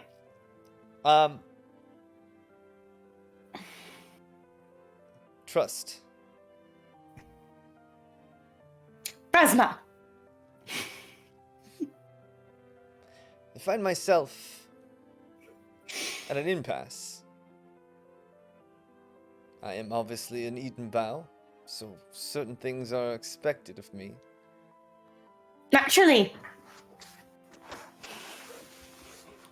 I know we've talked about this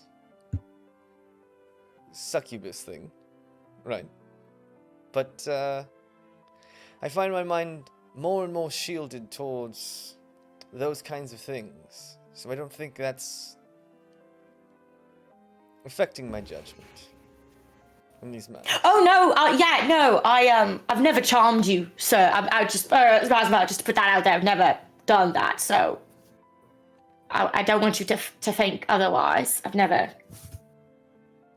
attempted that. Are you nervous around me? I can't tell. Like, you're just making me so uncomfortable. I don't know how Trust would react. You're just getting pure. This is what it looks like when Tony flirted with me. So, I don't know how to. I'm so uncomfortable right now.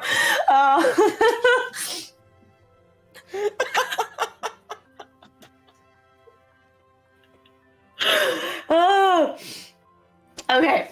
Well, I hope. Role play. I hope by now that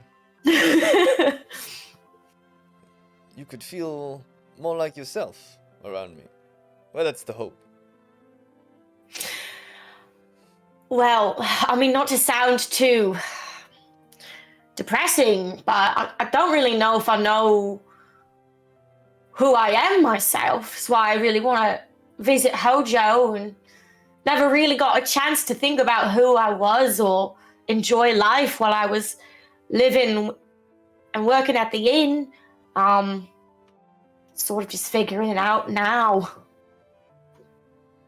Well, I don't think anyone in Hojo is going to be able to tell you who you are any more than you will by just taking a hard look at yourself.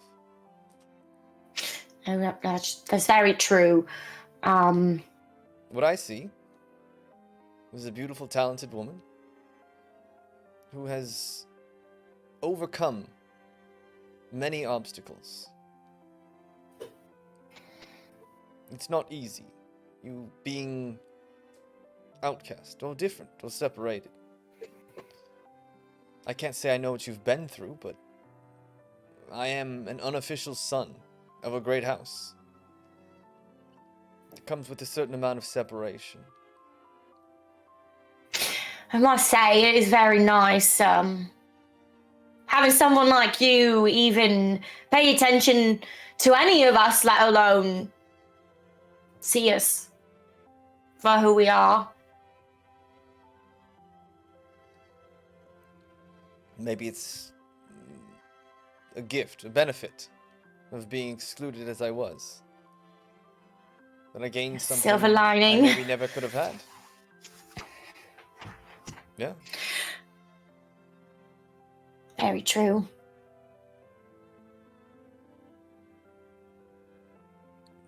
Well, we have a few weeks together. As you know, the boat's being worked on, and we have many plans to make. I wonder if there's, maybe we can talk about the oath seat I've given you. Oh, yes. Yes, absolutely. Absolutely. Figure out something we can do with that. As well as maybe we can both get to know who Trust is together. That would be nice. Then maybe you can give me a few lessons on the little egg. Oh, sure, of course. I've dabbled a bit, but, well, I think I'd be embarrassed to show you much of anything. Oh, there's no need to be embarrassed. Everybody learns at some point. Well, wait till you see how differently challenged I am. Well, I'm sure it can't be that bad, and even if it is, it'll give us both a good laugh, and there's nothing bad about laughing. Well, then I look forward to it. Me too. Would you walk with me? Just a little bit longer before we... I was like, are we not walking? Of course. It's nice out, right? It's a nice night, or did I just lie? Is it like... It's nice, yeah, it's nice. Okay. And the stars are starting to come out slowly. And he walks very slowly, very casually, and you can feel a heat coming off of his body. And it's a little bit vein-timey Yeah. on your part. And you can feel it. Yeah. It's definitely there. Mm-hmm. And the thought crosses your mind, it would be so easy. But I'm full. I have a soul. You have a soul.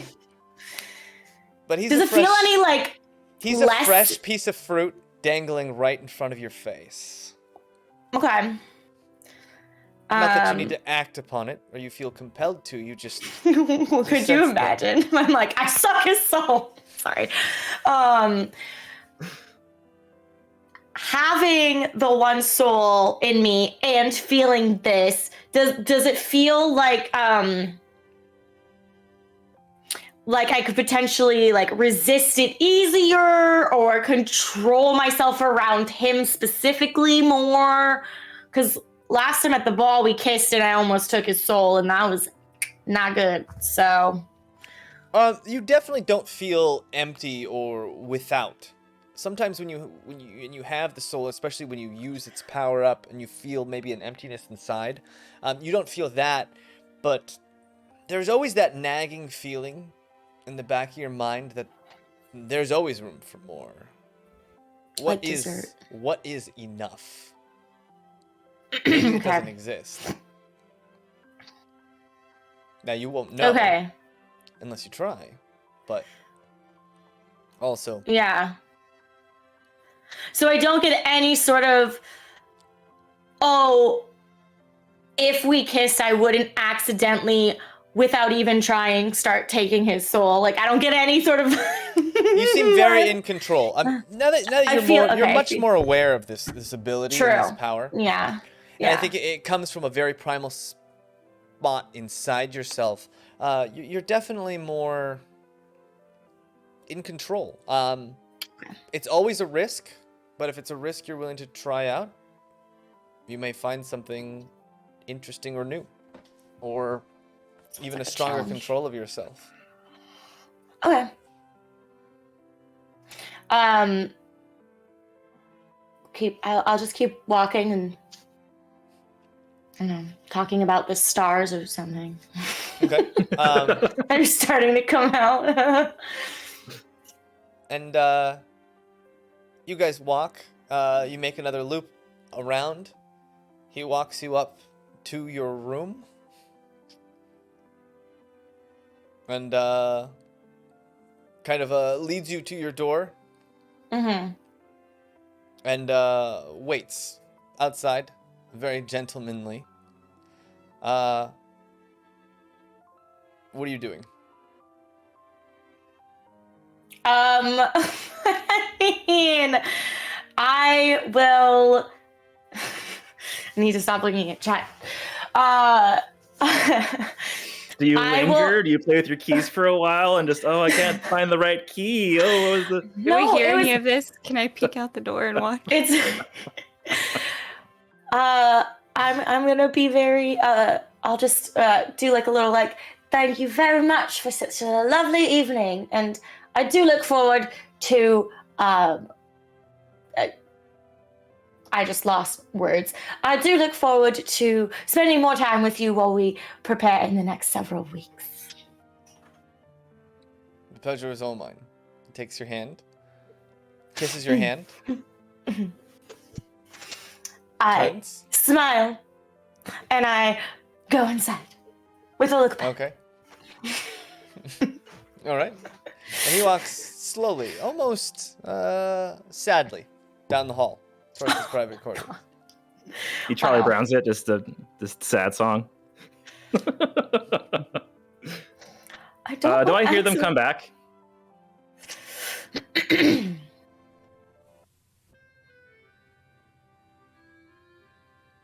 You go into your room, and you all think about in the night you had. Guess not. This new, big, huge. Wait, pile of Riz, gold. what did you ask? Oh, I just said, do I hear them come back? Oh, I didn't hear you. I'm sorry. You just stared. No, it's okay. It's okay. You absolutely hear them come back down the hall. Just wondering. Keep doing your thing. Keep doing your thing. You all sit there. Your pockets more full than you've ever imagined they could be. Cowwise, about to be the proud owner of a schooner trading ship. No small feat. A very expensive vessel. not the most expensive, but a very expensive vessel that any businessman would be very careful with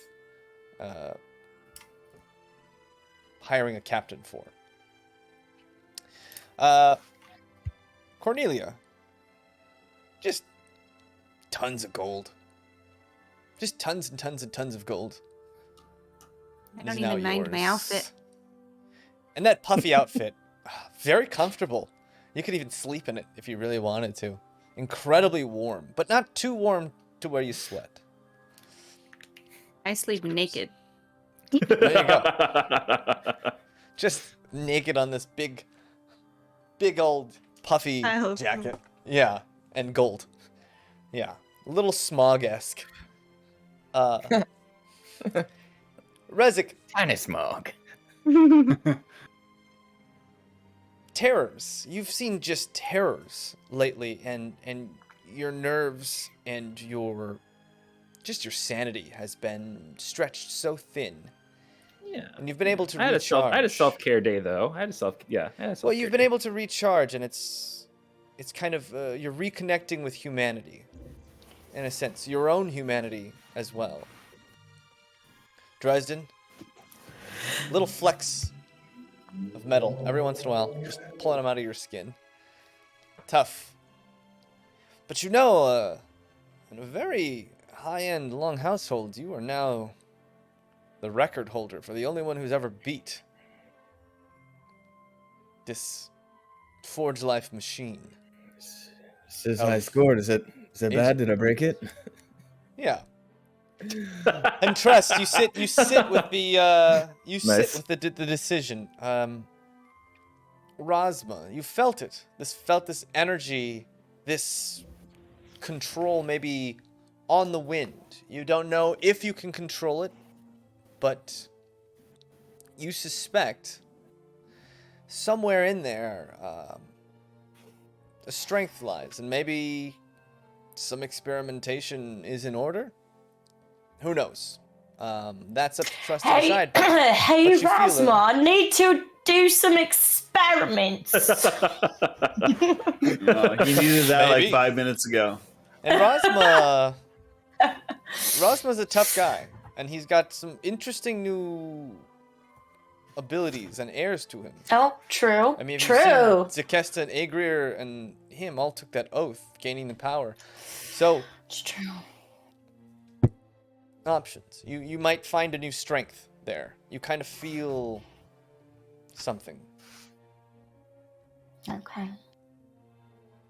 And all of you, some more comfortable than others, retire in your private quarters. You've got some time in Caravella Town while Bo Osen makes the repairs and changes So stupid. to your ship. And that is where we'll pick up next week. Okay. -1 charisma. Bo Olsen. Bosun. God damn it, Nice. James. Before, I just want to like end it with. Well, no, you're good. We're good. I'll talk next time we come on air. It's all good. You know what, Rezik? Let me go back. What do you got? We got a little Rezik I didn't know. recap. Before the night completely ended, I wanted to just knock on Trust's door, but I can start next time. Just A knock on your door, Trust. And that is where we'll pick up next week. it's okay. Perfect. It's late. Fantastico. I just think I broke my stream deck. Broke everything. Yeah. Oh god, I can is hear it it. broken? Maybe I got the high score. That's what happened. Did I break it? This high score. Is that bad? Did I break Did I it? break it? Thank you so much, everyone. Yeah. What does that mean? What does that mean, For guys? I mean, high score. Did I break it? What happened? I don't know what you guys are have quoting. you guys seen? It's a Has grand anyone point seen Nick one. Swartzen lately?